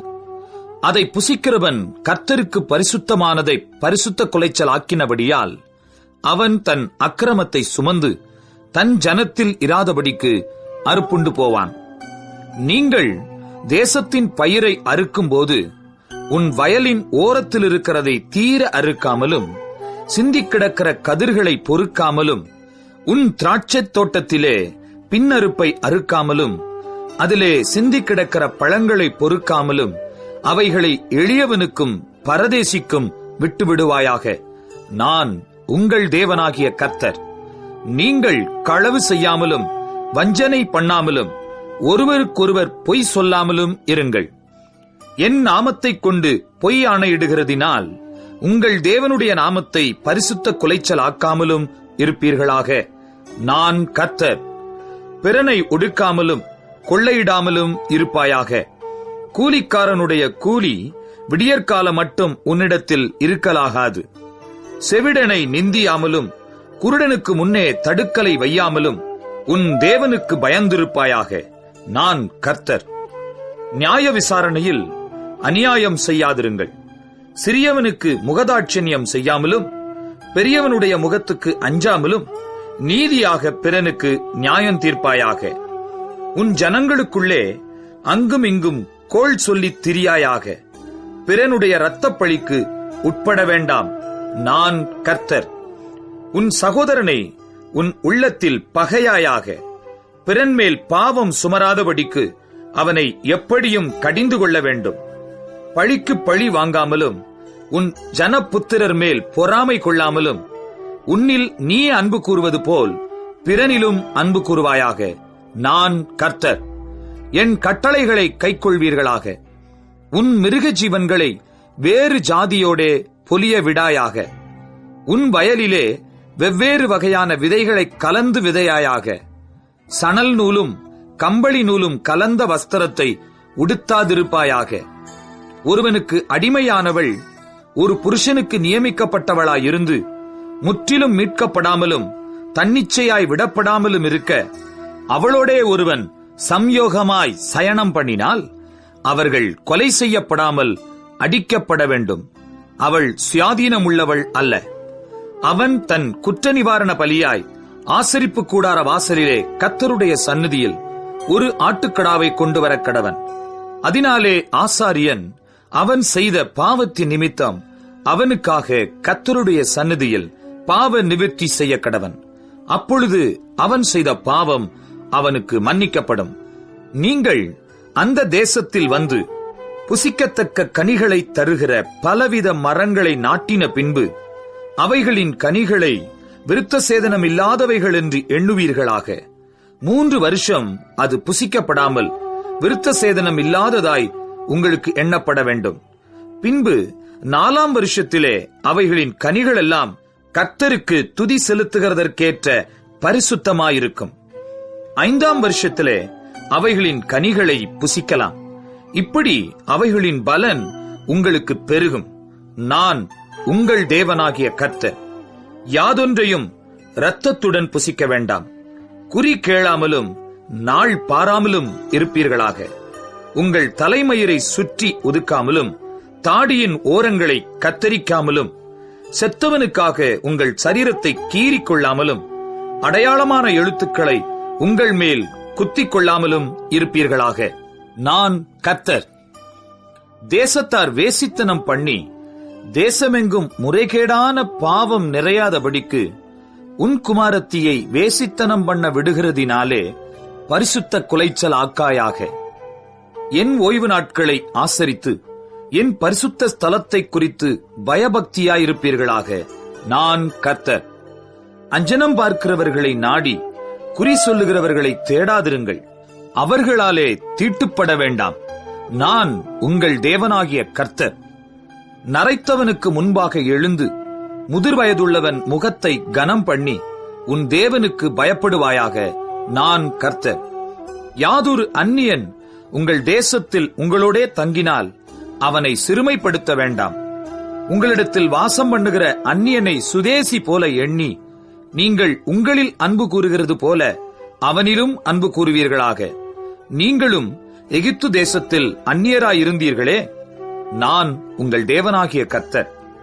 நியாய விசாரணையிலும் அளவிலும் நிறையிலும் படியிலும் அநியாயம் செய்யாதிருப்பீர்களாக. சுமித்திரையான தராசும் சுமித்திரையான நிறைக்கல்லும் சுமித்திரையான மரக்காலும் சுமித்திரையான படியும் உங்களுக்கு இருக்க வேண்டும். நான் உங்களை எகிப்து தேசத்திலிருந்து புறப்பட பண்ணின உங்கள் தேவனாகிய கர்த்தர். ஆகையால் என்னுடைய கட்டளைகள் யாவையும் என்னுடைய நியாயங்கள் யாவையும் கைக்கொண்டு அவைகளின்படி நடக்க கடவீர்கள். நான் கர்த்தர் என்று சொல் என்றார்.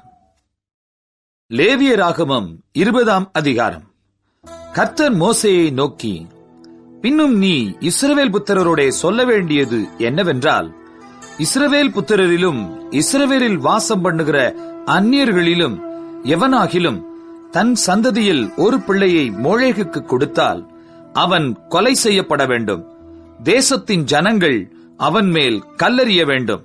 அவன் என் பரிசுத்த ஸ்தலத்தை தீட்டுப்படுத்தி என் பரிசுத்த நாமத்தை பரிசுத்த குலைச்சலாக்கும்படிக்கு தன் சந்ததியில் ஒரு பிள்ளையை மோளேகுக்கு கொடுத்ததினாலே நான் அப்படிப்பட்டவனுக்கு விரோதமாக எதிர்த்து நின்று அவனை தன் ஜனத்தில் இராதபடிக்கு அறுப்புண்டு போக பண்ணுவேன். அவன் தன் சந்ததியில் ஒரு பிள்ளையை மோளேகுக்கு கொடுக்கும்போது தேசத்தின் ஜனங்கள் அவனை கொலை செய்யாதபடிக்கு கண்சாடையாயிருந்தால் நான் அந்த மனிதனுக்கும் அவன் குடும்பத்துக்கும் விரோதமாக எதிர்த்து நின்று அவனையும் அவன் பிறகே மோளேகை விபச்சார மார்க்கமாய் பின்பற்றின யாவரையும் தங்கள் ஜனத்தில் இராதபடிக்கு அறுப்புண்டு போக பண்ணுவேன். அஞ்சனம் பார்க்கிறவர்களையும் குறி சொல்லுகிறவர்களையும் பின்தொடர்ந்து சோரம் போக எந்த ஆத்துமா அவர்களை நாடுகிறானோ அந்த ஆத்துமாவுக்கு விரோதமாக எதிர்த்து நின்று அவனை தன் ஜனத்தில் இராதபடிக்கு அறுப்புண்டு போக பண்ணுவேன். ஆதலால் நீங்கள் உங்களை பரிசுத்தப்படுத்தி பரிசுத்தராயிருங்கள். நான் உங்கள் தேவனாகிய கர்த்தர். என் கட்டளைகளை கைக்கொண்டு நடவுங்கள். நான் உங்களை பரிசுத்தமாக்குகிற கர்த்தர். தன் தகப்பனையாவது தன் தாயையாவது சபிக்கிற எவனும் கொலை செய்யப்பட கடவன். அவன் தன் தகப்பனையும் தன் தாயையும் சபித்தான். அவன் இரத்தப்பழி அவன் மேல் இருப்பதாக. ஒருவன் பிறனுடைய மனைவியோட விபச்சாரம் செய்தால் பிறன் மனைவியோட விபச்சாரம் செய்த அந்த விபச்சாரனும் அந்த விபச்சாரியும் கொலை செய்யப்பட கடவர்கள். தன் தகப்பன் மனைவியோட சயனிக்கிறவன் தன் தகப்பனை நிர்வாணமாக்கினபடியால் இருவரும் கொலை செய்யப்பட கடவர்கள். அவர்கள் இரத்தப்பழி அவர்கள் மேல் இருப்பதாக. ஒருவன் தன் மருமகளோட சயனித்தால் இருவரும் கொலை செய்யப்பட கடவர்கள். அருவருப்பான தாறுமாறு பண்ணினார்கள். அவர்கள் இரத்தப்பழி அவர்கள் மேல் இருப்பதாக. ஒருவன் பெண்ணோடே சம்யோகம் பண்ணுகிறது போல ஆணோடே சம்யோகம் பண்ணினால் அருவருப்பான காரியம் செய்த அவ்விருவரும் கொலை செய்யப்பட கடவர்கள். அவர்கள் இரத்தப்பழி அவர்கள் மேல் இருப்பதாக. ஒருவன் ஒரு ஸ்திரீயையும் அவள் தாயையும் படைத்தால் அது முறைகேடு. இவ்வித முறைகேடு உங்களுக்குள் இராதபடிக்கு அவனையும் அவர்களையும் அக்கினியில் சுட்டரிக்க வேண்டும். ஒருவன் மிருகத்தோடே புணர்ந்தால் அவன் கொலை செய்யப்பட கடவன். அந்த மிருகத்தையும் கொல்ல கடவீர்கள். ஒரு ஸ்திரீ யாதொரு மிருகத்தோடே சேர்ந்து சயனித்தால் அந்த ஸ்திரீயையும் அந்த மிருகத்தையும் கொல்ல கடவாய். இரு ஜீவனும் கொலை செய்யப்பட வேண்டும். அவைகளின் இரத்தப்பழி அவைகளின் மேல் இருப்பதாக. ஒருவன் தன் தகப்பனுக்காவது தன் தாய்க்காவது குமாரத்தியாயிருக்கிற தன் சகோதரியை சேர்த்து கொண்டு அவன் அவளுடைய நிர்வாணத்தையும் அவள் அவனுடைய நிர்வாணத்தையும் பார்த்தால் அது பாதகம். அவர்கள் தங்கள் ஜனங்களின் கண்களுக்கு முன்பாக அறுப்புண்டு போக கடவர்கள். அவன் தன் சகோதரியை நிர்வாணப்படுத்தினான். அவன் தன் அக்கிரமத்தை சுமப்பான். ஒருவன் சூதக ஸ்திரீயோடே சயனித்து அவளை நிர்வாணமாக்கினால் அவன் அவளுடைய உதிர ஊற்றை திறந்து அவளும் தன் உதிர ஊற்றை வெளிப்படுத்தினபடியால் இருவரும் தங்கள் ஜனத்தில் இராதபடிக்கு அறுப்புண்டு போக வேண்டும். உன் தாயினுடைய சகோதரியையும் உன் தகப்பனுடைய சகோதரியையும் நிர்வாணமாக்காயாக. அப்படிப்பட்டவன் தன் நெருங்கிய இனத்தை அவமானமாக்கினான். அவர்கள் தங்கள் அக்கிரமத்தை சுமப்பார்கள். ஒருவன் தன் தகப்பனின் சகோதரனுடைய மனைவியோடே சயனித்தால் அவன் தன் தகப்பனின் சகோதரனை நிர்வாணமாக்கினான். அவர்கள் தங்கள் பாவத்தை சுமப்பார்கள். சந்தானமில்லாமல் சாவார்கள். ஒருவன் தன் சகோதரன் மனைவியை விவாகம் பண்ணினால் அது அசுத்தம். தன் சகோதரனை நிர்வாணமாக்கினான். அவர்கள் சந்தானமற்றிருப்பார்கள். ஆகையால் நீங்கள் குடியிருப்பதற்காக நான் உங்களை கொண்டு போகிற தேசம் உங்களை கக்கிப் போடாதபடிக்கு நீங்கள் என் கட்டளைகள் யாவையும் என்னுடைய நியாயங்கள் யாவையும் கைக்கொண்டு நடவுங்கள். நான் உங்களுக்கு முன்பாக துரத்தி விடுகிற ஜனத்தினுடைய வழிபாடுகளில் நடவாதிருங்கள். அவர்கள் இப்படிப்பட்ட காரியங்களையெல்லாம் செய்தபடியால் நான் அவர்களை அரோசித்தேன். நீங்கள் அவர்கள் தேசத்தை சுதந்தரிப்பீர்கள் என்று உங்களோடே சொன்னேன். பாலும் தேனும் ஓடுகிற அந்த தேசத்தை உங்களுக்கு சுதந்திரமாக கொடுப்பேன். உங்களை மற்ற ஜனங்களை விட்டு பிரித்தெடுத்த உங்கள் தேவனாகிய கர்த்தர் நானே. ஆகையால் சுத்தமான மிருகங்களுக்கும் அசுத்தமான மிருகங்களுக்கும் சுத்தமான பறவைகளுக்கும் அசுத்தமான பறவைகளுக்கும் நீங்கள் வித்தியாசம் பண்ணி நான் உங்களுக்கு தீட்டாக எண்ணச் சொல்லி விலக்கின மிருகங்களாலும் பறவைகளாலும் தரையிலே ஊறுகிற யாதொரு பிராணிகளாலும் உங்களை அருவருப்பாக்காதிருப்பீர்களாக. கர்த்தராகிய நான் பரிசுத்தராயிருக்கிறபடியினாலே நீங்களும் எனக்கேற்ற பரிசுத்தவான்களாயிருப்பீர்களாக. நீங்கள் என்னுடையவர்களாயிருக்கும்படிக்கு உங்களை மற்ற ஜனங்களை விட்டு பிரித்தெடுத்தேன். அஞ்சனம் பார்க்கிறவர்களும் குறி சொல்லுகிறவர்களுமாயிருக்கிற புருஷனாகிலும் ஸ்திரீயாகிலும் கொலை செய்யப்பட வேண்டும். அவர்கள் மேல் கல்லறிவார்களாக. அவர்கள் இரத்தப்பழி அவர்கள் மேல் இருக்க கடவது என்று சொல் என்றார். லேவியராகமம் 21ஆம் அதிகாரம். பின்பு கர்த்தர் மோசேயை நோக்கி, ஆரோனின் குமாரராகிய ஆசாரியர்களில் ஒருவனும் தன் ஜனத்தாரில் இறந்து போன யாதொருவருக்காக தங்களை தீட்டுப்படுத்தலாகாதென்று அவர்களுடைய சொல். தன் தாயும் தன் தகப்பனும் தன் குமாரனும் தன் குமாரத்தியும் தன் சகோதரனும் புருஷனுக்கு வாழ்க்கைப்படாமல் தன்னிடத்தில் இருக்கிற கன்னியாஸ்திரியான தன் சகோதரியுமாகிய தனக்கு நெருங்கின இனமான இவர்களுடைய சாவுக்காக தீட்டுப்படலாம். தன் ஜனத்தாரில் பெரியவனாகிய அவன் வேறொருவருக்காகவும் தன்னை பரிசுத்த குலைச்சலாக்கி தீட்டுப்படுத்தலாகாது. அவர்கள் தங்கள் தலையை மொட்டையடிக்காமலும் தங்கள் தாடியின் ஓரங்களை சிரைத்து போடாமலும் தங்கள் தேகத்தை கீறிக்கொள்ளாமலும் இருப்பார்களாக. தங்கள் தேவனுடைய நாமத்தை பரிசுத்த குலைச்சல் ஆக்காமல் அவருக்கேற்ற பரிசுத்தராயிருப்பீர்களாக.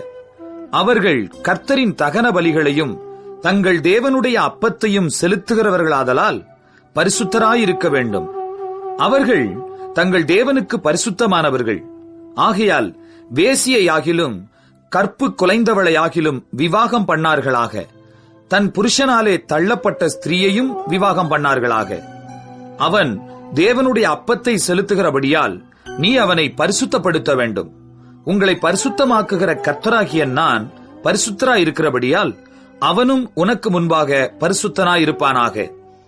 ஆசாரியனுடைய குமாரத்தி வேசித்தனம் பண்ணி தன்னை பரிசுத்த குலைச்சல் ஆக்கினால் அவள் தன் தகப்பனையும் பரிசுத்த குலைச்சலாக்குகிறாள். அவள் அக்கினியிலே சுட்டரிக்கப்பட கடவள். தன் சகோதரருக்குள்ளே பிரதான ஆசாரியனாக தன் சிரசில் அபிஷேக தைலம் வார்க்கப்பட்டவனும் அவனுக்குரிய வஸ்திரங்களை தரிக்கும்படி பிரதிஷ்டை பண்ணப்பட்டவனுமாயிருக்கிறவன் எவனோ அவன் தன் பாகையை எடுக்காமலும் தன் வஸ்திரங்களை கிழித்துக் கொள்ளாமலும் பிரேதம் கிடக்கும் இடத்தில் போகாமலும் தன் தகப்பனுக்காகவும் தன் தாய்க்காகவும் தன்னை தீட்டுப்படுத்திக் கொள்ளாமலும் பரிசுத்த ஸ்தலத்திலிருந்து புறப்படாமலும் தன் தேவனுடைய பரிசுத்த ஸ்தலத்தை பரிசுத்த குலைச்சல் ஆக்காமலும் இருப்பானாக. அவனுடைய தேவனின் அபிஷேக தைலம் எனும் கிரீடம் அவன் மேல் இருக்கிறதே. நான் கர்த்தர். கன்னிகையாயிருக்கிற பெண்ணை அவன் விவாகம் பண்ண வேண்டும். விதவையானாலும், தள்ளப்பட்டவளையானாலும், கற்பு குலைந்தவளையானாலும், வேசியையானாலும் விவாகம் பண்ணாமல் தன் ஜனங்களுக்குள்ளே ஒரு கன்னிகையை விவாகம் பண்ண கிடவன். அவன் தன் வித்தை தன் ஜனங்களுக்குள்ளே பரிசுத்த குலைச்சல் ஆக்காமல் இருப்பானாக. நான் அவனை பரிசுத்தமாக்குகிற கர்த்தர் என்று சொல் என்றார். பின்னும் கர்த்தர் மோசேயை நோக்கி, நீ ஆரோனோடே சொல்ல வேண்டியது என்னவென்றால், உன் சந்ததியாருக்குள்ளே அங்கவீனம் உள்ளவன் தலைமுறை தோறும் தேவனுடைய அப்பத்தை செலுத்தும்படி சேரலாகாது. அங்கவீனம் உள்ள ஒருவனும் அணுகலாகாது. குருடனானாலும், சப்பானி குறுகின அல்லது நீண்ட அவயவம் உள்ளவன் ஆனாலும், காலொடிந்தவனானாலும், கையொடிந்தவனானாலும், கூணனானாலும், குள்ளனானாலும், பூவிழிந்த கண்ணனானாலும், சூரியனானாலும், அசருள்ளவனானாலும், விதை நசுங்கினவனானாலும் அணுகலாகாது. ஆசாரியனாகிய ஆரோனின் சந்ததியாரில் அங்கவீனம் உள்ள ஒருவனும் கர்த்தரின் தகன பலிகளை செலுத்த சேரலாகாது. அவன் அங்கவீனம் உள்ளவனாகையால் அவன் தேவனுடைய அப்பத்தை செலுத்த சேரலாகாது. அவன் தன் தேவனுடைய அப்பமாகிய மகா பரிசுத்தமானவைகளிலும் மற்ற பரிசுத்தமானவைகளிலும் புசிக்கலாம். ஆனாலும் அவன் அங்கவீனம் உள்ளவனாகையால் அவன் என் பரிசுத்த ஸ்தலங்களை பரிசுத்த குலைச்சலாக்காதபடிக்கு திரைக்குள்ளே போகாமலும் பலிபீடத்தண்டையில் சேராமலும் இருப்பானாக.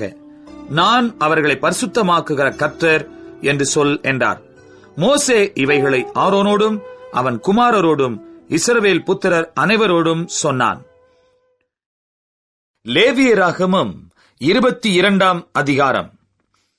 பின்னும் கர்த்தர் மோசேயை நோக்கி, இஸ்ரவேல் புத்திரர் எனக்கென்று நியமித்து செலுத்துகிற பரிசுத்த வஸ்துக்களை குறித்து ஆரோனும் அவன் குமாரரும் என் பரிசுத்த நாமத்தை பரிசுத்த குலைச்சல் ஆக்காதபடிக்கு எச்சரிக்கையாயிருக்க வேண்டும் என்று அவர்களோடே சொல். நான் கர்த்தர்.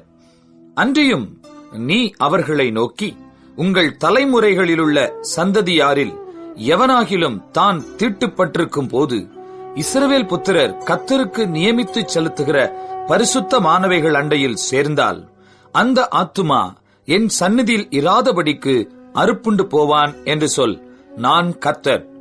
ஆரோனின் சந்ததியாரில் எவன் குஷ்டரோகியோ, எவன் பிரமியமுள்ளவனோ அவன் சுத்தமாக மட்டும் பரிசுத்தமானவைகளில் புசிக்கலாகாது.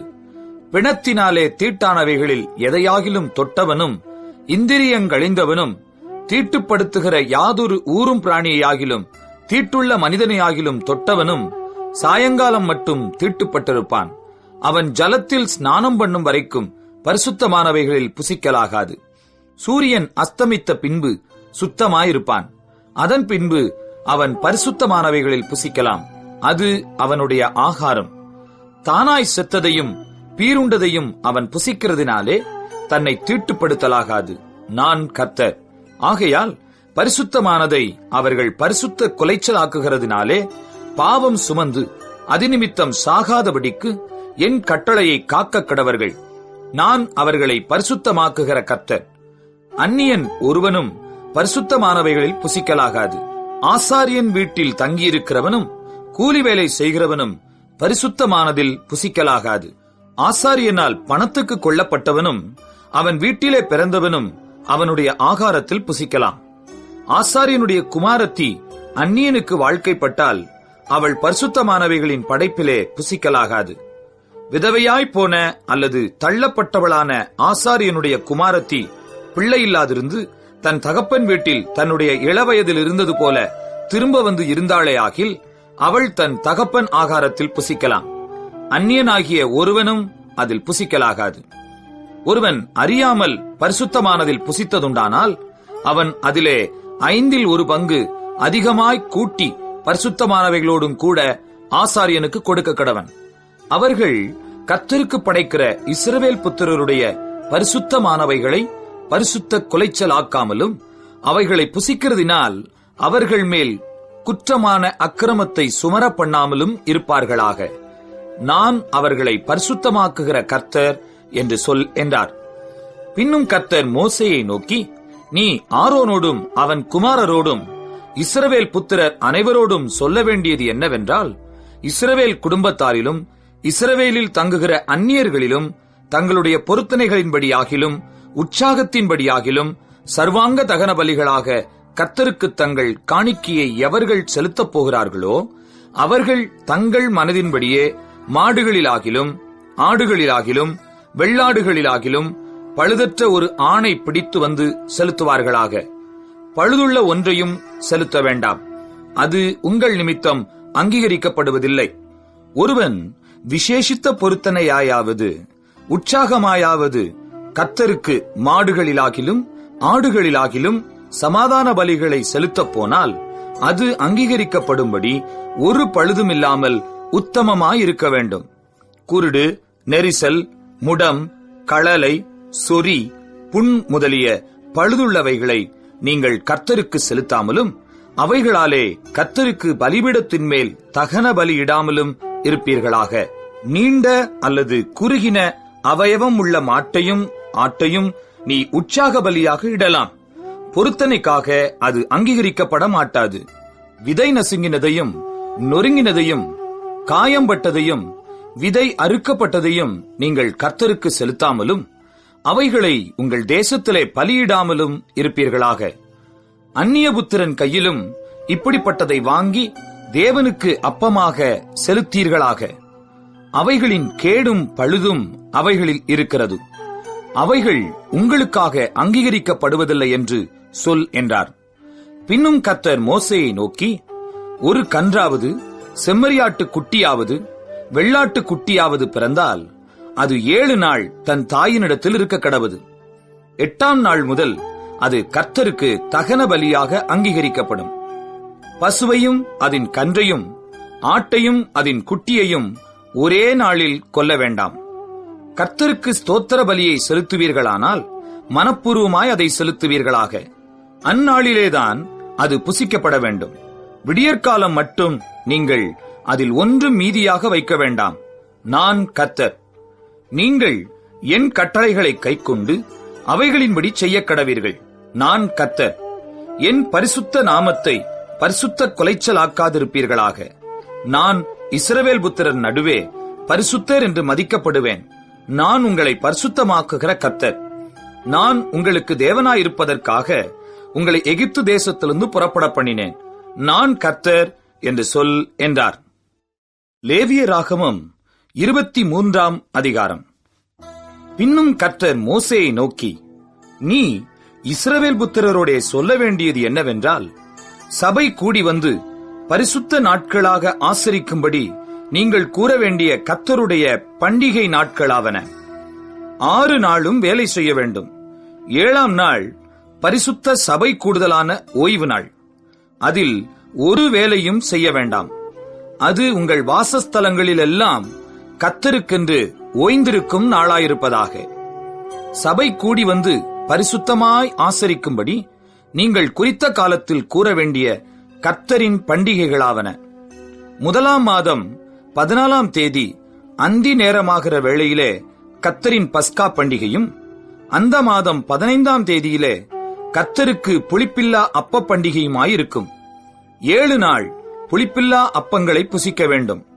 1ஆம் நாள் உங்களுக்கு பரிசுத்தமான சபை கூடுதல். அதிலே சாதாரணமான யாதொரு வேலையும் செய்ய வேண்டாம். 7 நாளும் கர்த்தருக்கு தகன பலியிட வேண்டும். 7ஆம் நாள் பரிசுத்தமான சபை கூடுதல். அதில் சாதாரணமான யாதொரு வேலையும் செய்யலாகாது என்று சொல் என்றார். பின்னும் கர்த்தர் மோசேயை நோக்கி, நீ இஸ்ரவேல் புத்திரரோடே சொல்ல வேண்டியது என்னவென்றால், நான் உங்களுக்கு கொடுக்கும் தேசத்தில் நீங்கள் போய் சேர்ந்து அதன் வெள்ளாண்மையை அறுக்கும்போது உங்கள் அறுப்பின் முதற்பலனாகிய ஒரு கதிர்க்கட்டை ஆசாரியனிடத்தில் கொண்டு வர கடவீர்கள். உங்களுக்காக அது அங்கீகரிக்கப்படும்படி ஆசாரியன் அந்த கதிர்க்கட்டை ஓய்வு நாளுக்கு மறுநாளில் கர்த்தருடைய சந்நிதியில் அசைவாட்ட வேண்டும். நீங்கள் அந்த கதிர்க்கட்டை அசைவாட்டும் நாளில் கர்த்தருக்கு சர்வாங்க தகன பலியாக 1 வயதான பழுதற்ற ஒரு ஆட்டுக்குட்டியையும், கர்த்தருக்கு சுகந்த வாசனையான தகன பலியாக 1 மரக்காலிலே 10 2 பங்கானதும் எண்ணெயிலே பிசைந்ததுமான மெல்லிய மாவாகிய போஜன பலியையும் திராட்சை பழ ரசத்திலே கார்ப்படியாகிய பான பலியையும் செலுத்த கடவீர்கள். உங்கள் தேவனுக்கு காணிக்கையை நீங்கள் கொண்டு வரும் அந்நாள் மட்டும் அப்பமும் வாட்டிய கதிரும் பச்சை கதிரும் புசியீர்களாக. இது உங்கள் வாசஸ்தலங்களிலெல்லாம் உங்கள் தலைமுறை தோறும் செல்ல வேண்டிய நித்திய கட்டளை. நீங்கள் அசைவாட்டும் கதிர்க்கட்டை கொண்டு வரும் ஓய்வு நாளுக்கு மறுநாள் முதற்கொண்டு எண்ணத் துவக்கி 7 வாரங்கள் நிறைவேறின பின்பு 7ஆம் ஓய்வு நாளுக்கு மறுநாளாகிய 50ஆம் நாள் மட்டும் எண்ணி கர்த்தருக்கு புதிய போஜன பலியை செலுத்த கடவீர்கள். நீங்கள் ஒரு மரக்காலிலே 10 பங்காகிய மெல்லிய மாவிலே புளிப்பாக பாகம் பண்ணப்பட்ட அசைவாட்டும் காணிக்கையாயிருக்கிற 2 அப்பங்களை உங்கள் வாசஸ்தலங்களிலிருந்து கர்த்தருக்கென்று முதற் பலனாக கொண்டு வந்து அப்பத்தோடே கூட கர்த்தருக்கு சர்வாங்க தகன பலியாக 1 வயதான பழுதற்ற 7 ஆட்டுக்குட்டிகளையும் 1 காளையையும் 2 ஆட்டுக்கடாக்களையும் கர்த்தருக்கு சுகந்த வாசனையான தகன பலியாக அவைகளுக்கு அடுத்த போஜன பலியையும் பான பலிகளையும் செலுத்தி வெள்ளாடுகளில் 1 கடாவை பாவ நிவாரண பலியாகவும் 1 வயதான 2 ஆட்டுக்குட்டிகளை சமாதான பலியாகவும் இடக்கடவீர்கள். அவைகளை ஆசாரியன் முதற்பலனாகிய அப்பத்தோடும் 2 ஆட்டுக்குட்டிகளோடும் கூட கர்த்தருடைய சந்நிதியில் அசைவாட்டும் பலியாக அசைவாட்ட கடவன். கர்த்தருக்கு பரிசுத்தமாகிய அவைகள் ஆசாரியனுடையவைகளாகும். அந்த நாள் உங்களுக்கு சபை கூடும் பரிசுத்த நாள் என்று கூற வேண்டும். அதிலே சாதாரணமான யாதொரு வேலையும் செய்யலாகாது. இது உங்கள் வாசஸ்தலங்களில் எல்லாம் உங்கள் தலைமுறை தோறும் செல்ல வேண்டிய நித்திய கட்டளை. உங்கள் தேசத்தின் வெள்ளாண்மையை நீங்கள் அறுக்கையில் வயலின் ஓரத்தில் இருக்கிறதை முற்றிலும் அறுக்காமலும் சிந்திக் கிடக்கிற கதிர்களை பொறுக்காமலும் எளியவனுக்கும் பரதேசிக்கும் அவைகளை விட்டுவிட வேண்டும். நான் உங்கள் தேவனாகிய கர்த்தர் என்று சொல் என்றார். பின்னும் கர்த்தர் மோசேயை நோக்கி, நீ இஸ்ரவேல் புத்திரரோடே சொல்ல வேண்டியது என்னவென்றால், உங்களுக்கு 7ஆம் மாதம் 1ஆம் தேதி எக்காள சத்தத்தால் ஞாபக குறியாக கொண்டாடுகிற பண்டிகை என்கிற சபை கூடும் பரிசுத்த ஓய்வு நாளாயிருப்பதாக. அதிலே சாதாரணமான யாதொரு வேலையும் செய்யாமல் கர்த்தருக்கு தகன பலி செலுத்த வேண்டும் என்று சொல் என்றார். பின்னும் கர்த்தர் மோசேயை நோக்கி, அந்த 7ஆம் மாதம் 10ஆம் தேதி உங்களுக்கு பாவ நிவிர்த்தி செய்யும் நாளும் சபை கூடும் பரிசுத்த நாளுமாயிருப்பதாக. அப்பொழுது நீங்கள் உங்கள் ஆத்துமாக்களை தாழ்மைப்படுத்தி கர்த்தருக்கு தகன பலி செலுத்த கடவீர்கள். அந்த நாள் உங்கள் தேவனாகிய கர்த்தருடைய சந்நிதியில் உங்களுக்காக பாவ நிவிர்த்தி செய்யப்படும் பாவ நிவாரண நாளாயிருக்கிறபடியால் அதிலே யாதொரு வேலையும் செய்ய வேண்டாம். அந்நாளிலே தன்னை தாழ்மைப்படுத்தாத எந்த ஆத்துமாவும் தன் ஜனத்தில் இராதபடிக்கு அறுப்புண்டு போவான். அந்நாளிலே ஒரு ஆத்துமா யாதொரு வேலையை செய்தால் அந்த ஆத்துமாவை அவன் ஜனத்தின் நடுவிலே வைக்காமல் அழிப்பேன். அதில் நீங்கள் எந்த வேலையும் செய்யாதிருப்பது உங்கள் வாசஸ்தலங்களிலெல்லாம் உங்கள் தலைமுறை தோறும் செல்ல வேண்டிய நித்திய கட்டளை. அது உங்களுக்கு விசேஷித்த ஓய்வு நாள். அதில் உங்கள் ஆத்துமாக்களை தாழ்மைப்படுத்த வேண்டும். அந்த மாதத்தின் 9ஆம் தேதி சாயங்காலம் துவக்கி மறுநாள் சாயங்காலம் மட்டும் உங்கள் ஓய்வை ஆசரிக்க கடவீர்கள் என்றார்.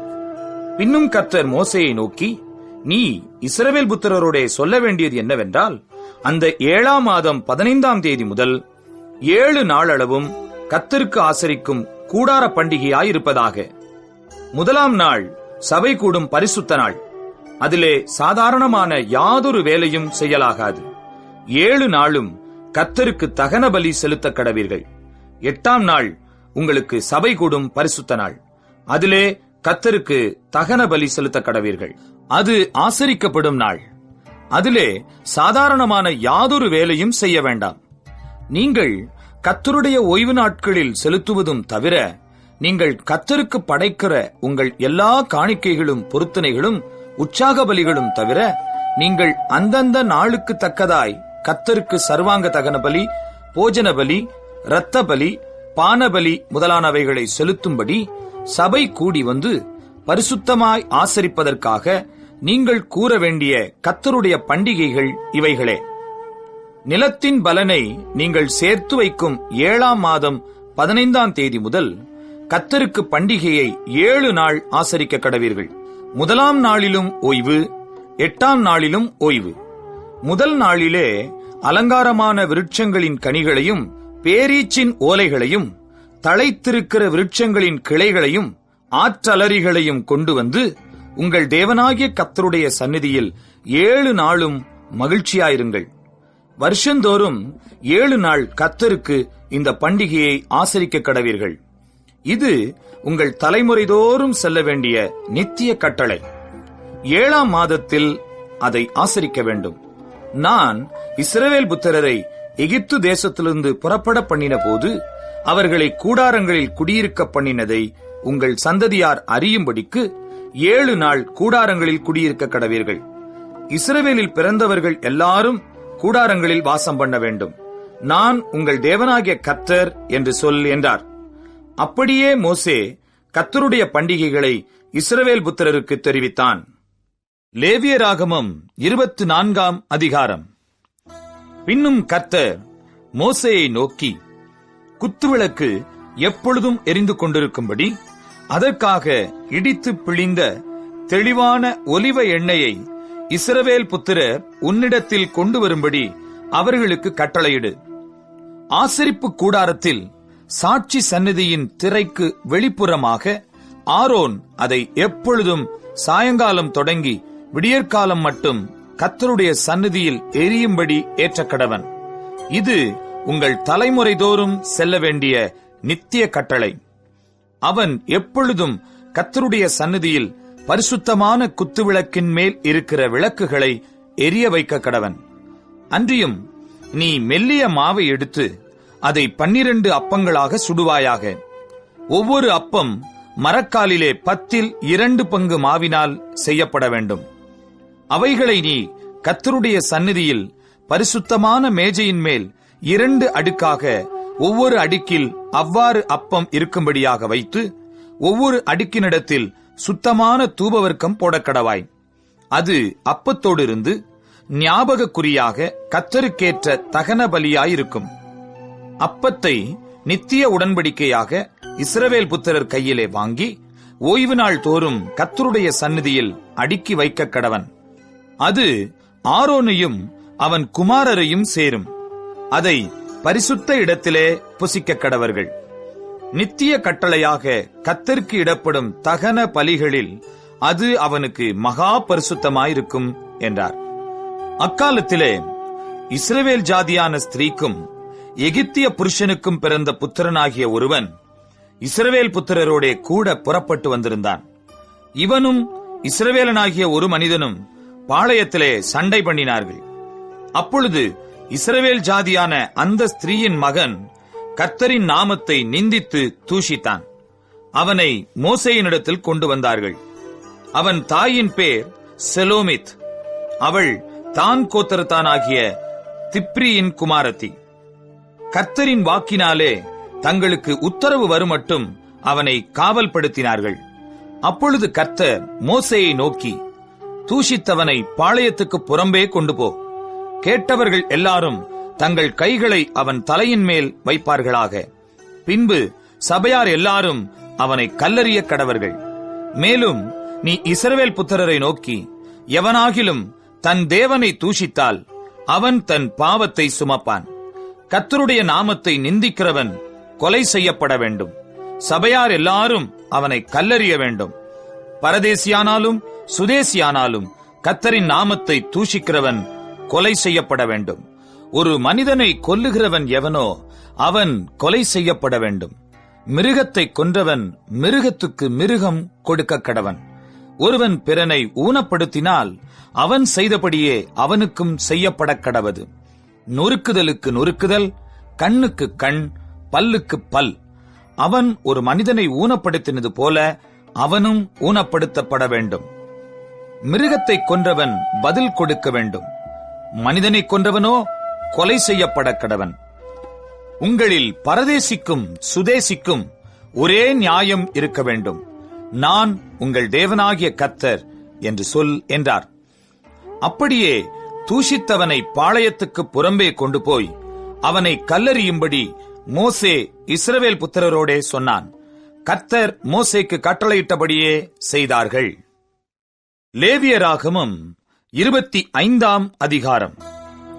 கர்த்தர் சீனாய் மலையில் மோசேயை நோக்கி, நீ இஸ்ரவேல் புத்திரரோடே சொல்ல வேண்டியது என்னவென்றால், நான் உங்களுக்கு கொடுக்கும் தேசத்திலே நீங்கள் போய் சேர்ந்திருக்கும் போது தேசம் கர்த்தருக்கென்று ஓய்வு கொண்டாட வேண்டும்.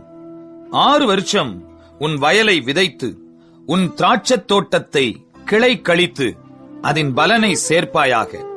7ஆம் வருஷத்திலோ கர்த்தருக்கென்று ஓய்ந்திருக்கும் ஓய்வு தேசத்திற்கு இருக்க வேண்டும்.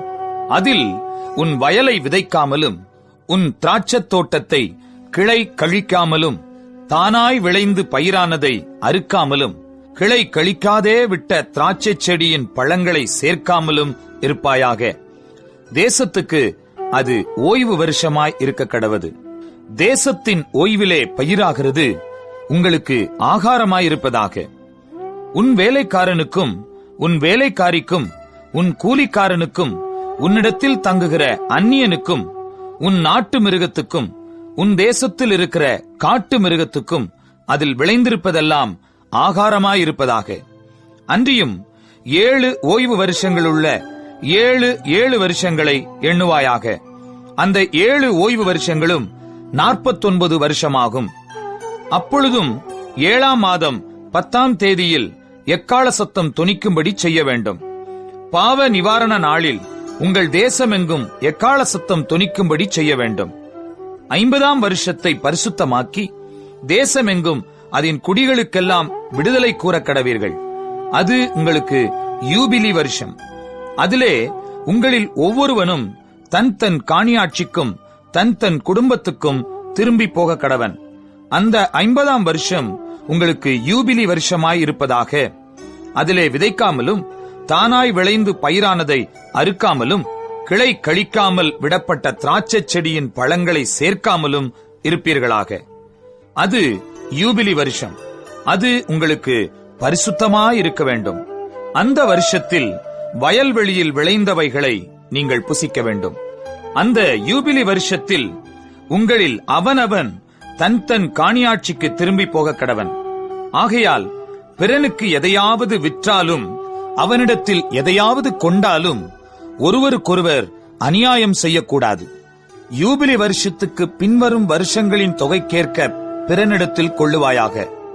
பலனுள்ள வருஷங்களின் தொகைக்கேற்க அவன் உனக்கு விற்பானாக. பலனுள்ள வருஷங்களின் இலக்கத்தை பார்த்து அவன் உனக்கு விற்கிறபடியால் வருஷங்களின் தொகை ஏறினால் விலை ஏறவும் வருஷங்களின் தொகை குறைந்தால் விலை குறையவும் வேண்டும். உங்களில் ஒருவனும் பிறனுக்கு அநியாயம் செய்யக்கூடாது. உன் தேவனுக்கு பயப்பட வேண்டும். நான் உங்கள் தேவனாகிய கர்த்தர். என் கட்டளைகளின்படி செய்து என் நியாயங்களை கைக்கொண்டு அவைகளின்படி நடக்க கடவீர்கள். அப்பொழுது தேசத்திலே சுகமாய் குடியிருப்பீர்கள். பூமி தன் கனியை தரும். நீங்கள் திருப்தியாக சாப்பிட்டு அதில் சுகமாய் குடியிருப்பீர்கள். 7ஆம் வருஷத்தில் எதை புசிப்போம்? நாங்கள் விதைக்காமலும் விளைந்ததை சேர்க்காமலும் இருக்க வேண்டுமே என்று சொல்வீர்களானால், நான் 6ஆம் வருஷத்தில் உங்களுக்கு ஆசீர்வாதத்தை அனுக்கிரகம் பண்ணுவேன். அது உங்களுக்கு 3 வருஷத்தின் பலனை தரும். நீங்கள் 8ஆம் வருஷத்திலே விதைத்து 9ஆம் வருஷம் மட்டும் பழைய பலனிலே சாப்பிடுவீர்கள். அதின் பலன் விளையும் வரைக்கும் பழைய பலனை சாப்பிடுவீர்கள். தேசம் என்னுடையதா இருக்கிறபடியால் நீங்கள் நிலங்களை அறுதியாய் விற்க வேண்டாம். நீங்கள் பரதேசிகளும் என்னிடத்தில் புறக்குடிகளுமாயிருக்கிறீர்கள். உங்கள் காணியாட்சியான தேசமெங்கும் நிலங்களை மீட்டுக் கொள்ள இடம் கொடுக்க கடவீர்கள். உங்கள் சகோதரன் தரித்திரப்பட்டு தன் காணியாட்சியிலே சிலதை விற்றால் அவன் இனத்தான் ஒருவன் வந்து தன் சகோதரன் விற்றதை மீட்க கடவன். அதை மீட்க ஒருவனும் இல்லாமல் தானே அதை மீட்க தக்கவன் ஆனால் அதை விற்ற பின் சென்ற வருஷங்களின் தொகையை தள்ளி மீந்த தொகையை ஏற்றி கொண்டவனுக்கு கொடுத்து அவன் தன் காணியாட்சிக்கு திரும்பி போக கடவன். அப்படி கொடுப்பதற்கான நிர்வாகம் அவனுக்கு இல்லாவிட்டால் அவன் விற்றது வாங்கினவன் கையிலே யூபிலி வருஷம் மட்டும் இருந்து யூபிலி வருஷத்திலே அது விடுதலையாகும். அப்பொழுது அவன் தன் காணியாட்சிக்கு திரும்ப போவான். ஒருவன் மதில் சூழ்ந்த பட்டணத்திலுள்ள தன் வாசஸ்தலமாகிய வீட்டை விற்றால் அதை விற்ற 1 வருஷத்துக்குள் அதை மீட்டுக் கொள்ளலாம். 1 வருஷத்துக்குள்ளாகவே அதை மீட்டுக் கொள்ள வேண்டும். 1 வருஷத்துக்குள்ளே அதை மீட்டுக் கொள்ளாதிருந்தால் மதில் சூழ்ந்த பட்டணத்தில் உள்ள அந்த வீடு தலைமுறை தோறும் அதை வாங்கினவனுக்கே உரியதாகும். யூபிலி வருஷத்திலும் அது விடுதலையாகாது. மதில் சூழப்படாத கிராமங்களில் உள்ள வீடுகளோ தேசத்தின் நிலங்கள் போலவே எண்ணப்படும். அவைகள் மீட்கப்படலாம். யூபிலி வருஷத்தில் அவைகள் விடுதலையாகும். லேவியரின் காணியாட்சியாகிய பட்டணங்களில் உள்ள வீடுகளையோ லேவியர் எக்காலத்திலும் மீட்டுக் கொள்ளலாம். இஸ்ரவேல் புத்திரருக்குள்ளே லேவியருடைய பட்டணங்களில் உள்ள வீடுகள் அவர்களுக்குரிய காணியாட்சிகள் ஆனபடியால் லேவியரிடத்தில் அவனுடைய காணியாட்சி பட்டணத்தில் உள்ள வீட்டை ஒருவன் வாங்கினால் விற்கப்பட்ட அந்த வீடு யூபிலி வருஷத்தில் விடுதலையாகும். அவர்கள் பட்டணங்களை சூழ்ந்த வெளிநிலம் விற்கப்படலாகாது. அது அவர்களுக்கு நித்திய காணியாட்சியாயிருக்கும். உன் சகோதரன் தரித்திரப்பட்டு கையழைத்து போனவனானால் அவனை ஆதரிக்க வேண்டும். பரதேசியைப் போலும் தங்க வந்தவனைப் போலும் அவன் உன்னோடே பிழைப்பானாக. நீ அவன் கையில் வட்டியாவது பொலிசையாவது வாங்காமல் உன் தேவனுக்கு பயந்து உன் சகோதரன் உன்னோடே பிழைக்கும்படி செய்வாயாக. அவனுக்கு உன் பணத்தை வட்டிக்கும் உன் தானியத்தை பொலிசைக்கும் கொடாயாக. உங்களுக்கு கானான் தேசத்தை கொடுத்து உங்களுக்கு தேவனாயிருக்கும்படி உங்களை எகிப்து தேசத்திலிருந்து புறப்பட பண்ணின உங்கள் தேவனாகிய கர்த்தர் நானே. உன் சகோதரன் தரித்திரனாகி உனக்கு விலைப்பட்டு போனால் அவனை அடிமையைப் போல ஊழியஞ்செய்ய நெருக்க வேண்டாம். அவன் கூலிக்காரனைப் போலவும் தங்க வந்தவனைப் போலவும் உன்னோடே இருந்து யூபிலி வருஷம் மட்டும் உன்னிடத்தில் சேவிக்க கடவன். பின்பு தன் பிள்ளைகளோடும் கூட உன்னை விட்டு நீங்களாகி தன் குடும்பத்தாரிடத்துக்கும் தன் பிதாக்களின் காணியாட்சிக்கும் திரும்பி போக கடவன். அவர்கள் நான் எகிப்து தேசத்திலிருந்து புறப்பட பண்ணின என்னுடைய ஊழியக்காரர் ஆகையால் அவர்கள் அடிமைகளாக விற்கப்படலாகாது. நீ அவனை கொடூரமாய் ஆளாமல் உன் தேவனுக்கு பயந்திரு. உனக்கு இருக்கும் ஆண் அடிமையும் பெண் அடிமையும் சுற்றிலும் இருக்கிற புறஜாதிகளாயிருக்க வேண்டும். அவர்களில் நீ ஆண் அடிமையையும் பெண் அடிமையையும் விலைக்கு வாங்கலாம். உங்களிடத்திலே பரதேசிகளாய் தங்குகிற அந்நிய புத்திரரிலும் உங்கள் தேசத்தில் உங்களிடத்திலே பிறந்திருக்கிற அவர்களுடைய குடும்பத்தாரிலும் நீங்கள் உங்களுக்கு அடிமைகளை கொண்டு அவர்களை உங்களுக்கு சுதந்திரமாக்கலாம். அவர்களை உங்களுக்கு பின்வரும் உங்கள் சந்ததியாரும் சுதந்திரிக்கும்படி நீங்கள் அவர்களை சுதந்திரமாக்கிக் கொள்ளலாம். என்றைக்கும் அவர்கள் உங்களுக்கு அடிமைகளாயிருக்கலாம். உங்கள் சகோதரராகிய இஸ்ரவேல் புத்திரரோ ஒருவரை ஒருவர் கொடூரமாக ஆளக்கூடாது. உன்னிடத்தில் இருக்கிற பரதேசியும் அந்நியனும் செல்வனாயிருக்க அவனிடத்தில் இருக்கிற உன் சகோதரன் தரித்திரப்பட்டு அந்த பரதேசிக்காவது அந்நியனுக்காவது பரதேசியின் குடும்பத்தாரில் எவனுக்காவது அவன் விலைப்பட்டு போனால் அவன் விலைப்பட்டு போன பின் திரும்ப மீட்கப்படலாம். அவன் சகோதரரில் ஒருவன் அவனை மீட்கலாம். அவனுடைய பிதாவின் சகோதரனாவது அந்த சகோதரனுடைய புத்திரனாவது அவன் குடும்பத்திலுள்ள அவனைச் சேர்ந்த இனத்தாரில் எவனாவது அவனை மீட்கலாம். தன்னால் கூடுமானால் தன்னை தானே மீட்டுக் கொள்ளலாம். அவன் தான் விலைப்பட்ட வருஷம் தொடங்கி யூபிலி வருஷம் வரைக்கும் உண்டான காலத்தை தன்னை விலைக்கு கொண்டவனுடன் கணக்கு பார்க்க கடவன். அவனுடைய விலைக்கரையம் கூலிக்காரனுடைய கால கணக்கு போல வருஷத் தொகைக்கு ஒத்து பார்க்க வேண்டும். இன்னும் அநேக வருஷங்கள் இருந்தால் அவன் தன் விலைக்கரையத்திலே அவைகளுக்கு தக்கதை தன்னை மீட்கும் பொருளாக திரும்ப கொடுக்க கடவன். யூபிலி வருஷம் மட்டும் மீதியாயிருக்கிற வருஷங்கள் கொஞ்சமே ஆனால் அவனோட கணக்கு பார்த்து தன் வருஷங்களுக்கு தக்கதை தன்னை மீட்கும் பொருளாக திரும்ப கொடுக்க வேண்டும். இவன் வருஷத்திற்கு வருஷம் கூலி பொருந்திக் கொண்ட கூலிக்காரனைப் போல அவனிடத்தில் இருக்க வேண்டும். அவன் இவனை உனக்கு முன்பாக கொடூரமாய் ஆளக்கூடாது. இப்படி இவன் மீட்டுக் கொள்ளப்படாதிருந்தால் இவனும் இவனோடே கூட இவன் பிள்ளைகளும் யூபிலி வருஷத்தில் விடுதலையாவார்கள். இஸ்ரவேல் புத்திரர் என் ஊழியக்காரர். அவர்கள் நான் எகிப்து தேசத்திலிருந்து புறப்பட பண்ணின என் ஊழியக்காரரே. நான் உங்கள் தேவனாகிய கர்த்தர். லேவியராகமம் 26ஆம் அதிகாரம். நீங்கள் உங்களுக்கு விக்கிரகங்களையும் சுரூபங்களையும் உண்டாக்காமலும் உங்களுக்கு சிலையை நிறுத்தாமலும் சித்திரன் தீர்ந்த கல்லை நமஸ்கரிக்கும் பொருட்டு உங்கள் தேசத்தில் வைக்காமலும் இருப்பீர்களாக. நான் உங்கள் தேவனாகிய கர்த்தர். என் ஓய்வு நாட்களை ஆசரித்து என் பரிசுத்த ஸ்தலத்தை குறித்து பயபக்தியாயிருப்பீர்களாக. நான் கர்த்தர். நீங்கள் என் கட்டளைகளின்படி நடந்து என் கற்பனைகளை கைக்கொண்டு அவைகளின்படி செய்தால் நான் ஏற்ற காலத்தில் உங்களுக்கு மழை பெய்ய பண்ணுவேன். பூமி தன் பலனையும் வெளியிலுள்ள மரங்கள் தங்கள் கனியையும் கொடுக்கும்.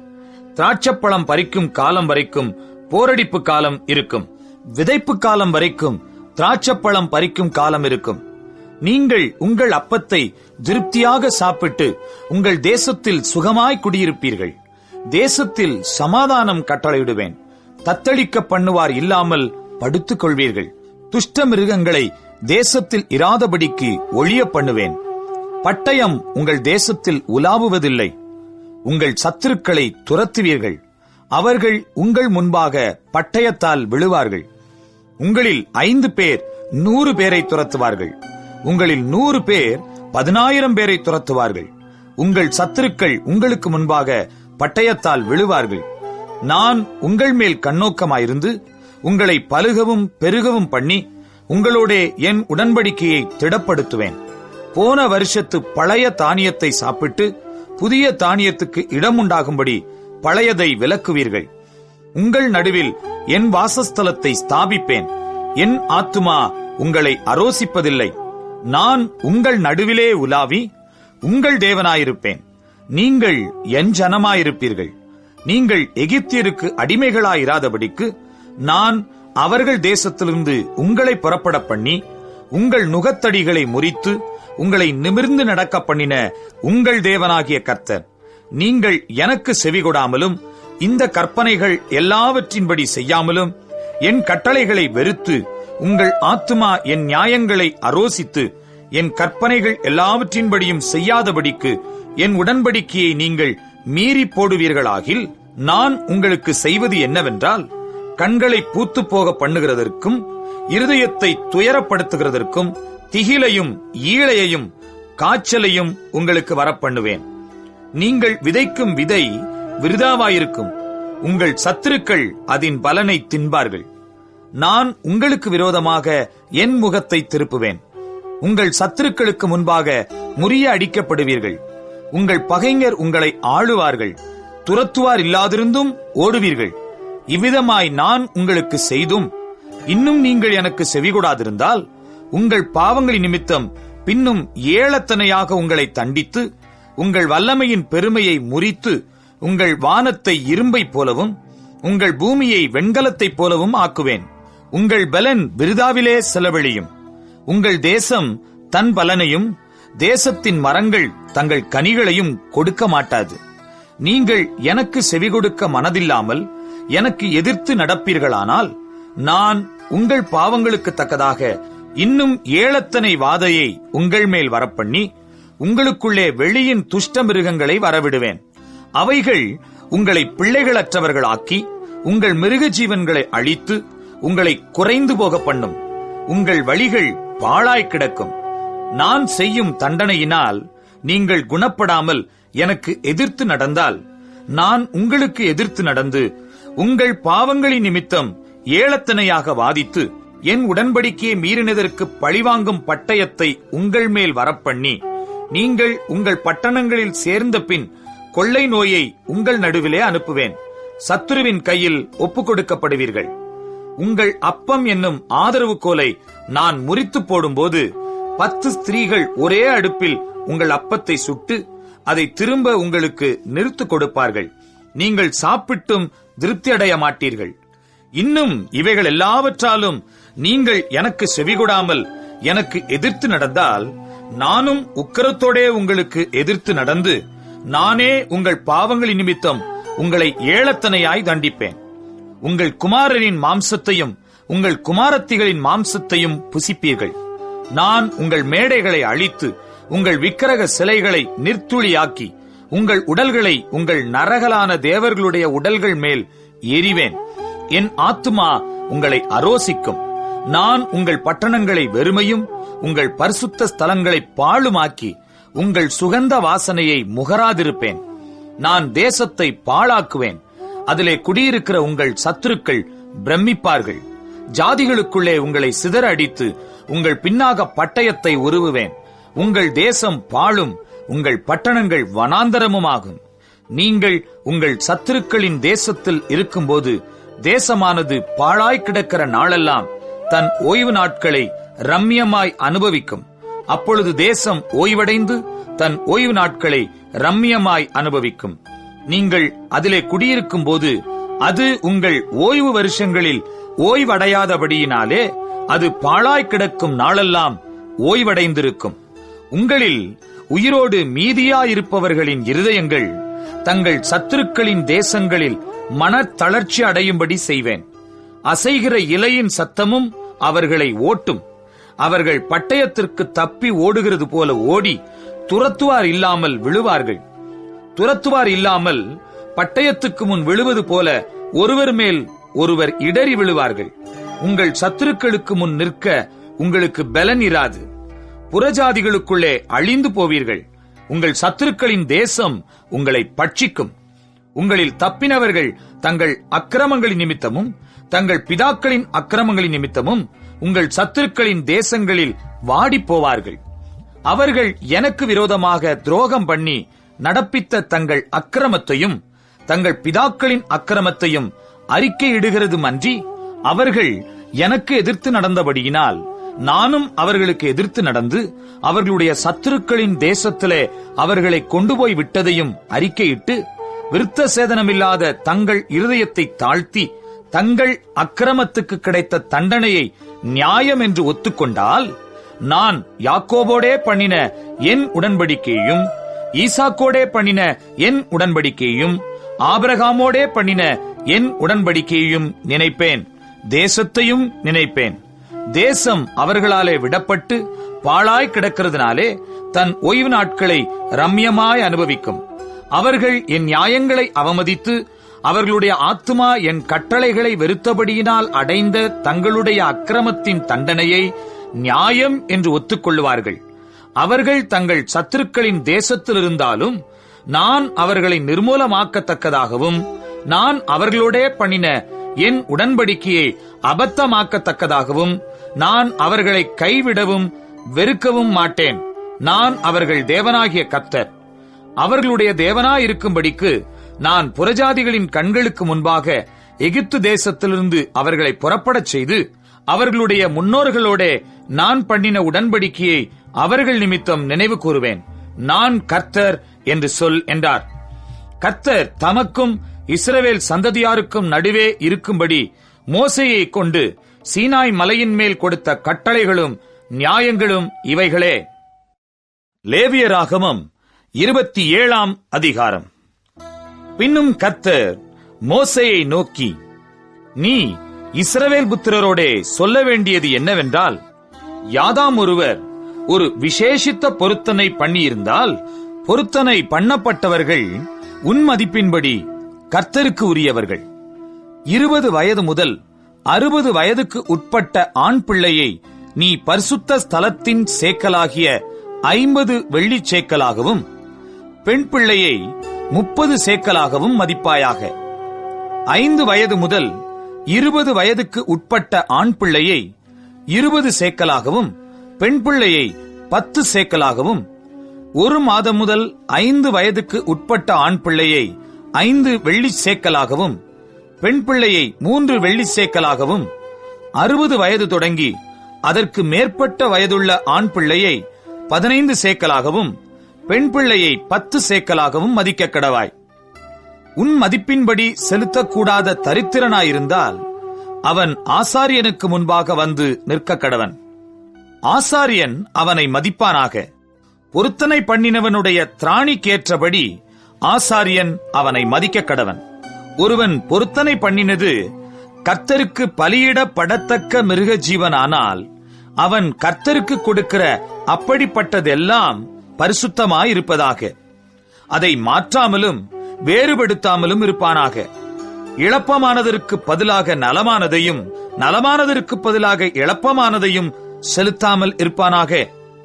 அவன் மிருகத்திற்கு பதிலாக மிருகத்தை மாற்றி கொடுப்பானாகில், அப்பொழுது அதுவும் அதற்கு பதிலாக கொடுத்ததும் பரிசுத்தமாயிருப்பதாக. அது கர்த்தருக்கு பலியிடப்படத்தகாத சுத்தமல்லாத யாதொரு மிருகமானால் அதை ஆசாரியனுக்கு முன்பாக நிறுத்த கடவன். ஆசாரியன் அது நல்லதானாலும் இழப்பமானதானாலும் அதை மதிப்பானாக. உன் மதிப்பின்படியே இருக்க கடவது.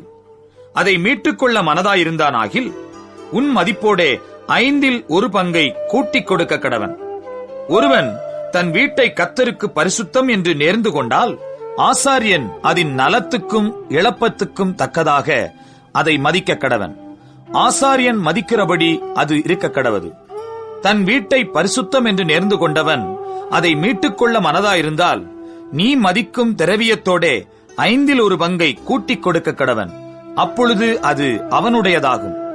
ஒருவன் தன் காணியாட்சியான வயலில் யாதொரு பங்கை கர்த்தருக்கு பரிசுத்தம் என்று நேர்ந்து கொண்டால், உன் மதிப்பு அதன் விதைப்புக்கு தக்கதாய் இருக்க வேண்டும். 1 கலம் வார்கோதுமை விதைக்கிற வயல் 50 வெள்ளிச் சேக்கலாக மதிக்கப்பட வேண்டும்.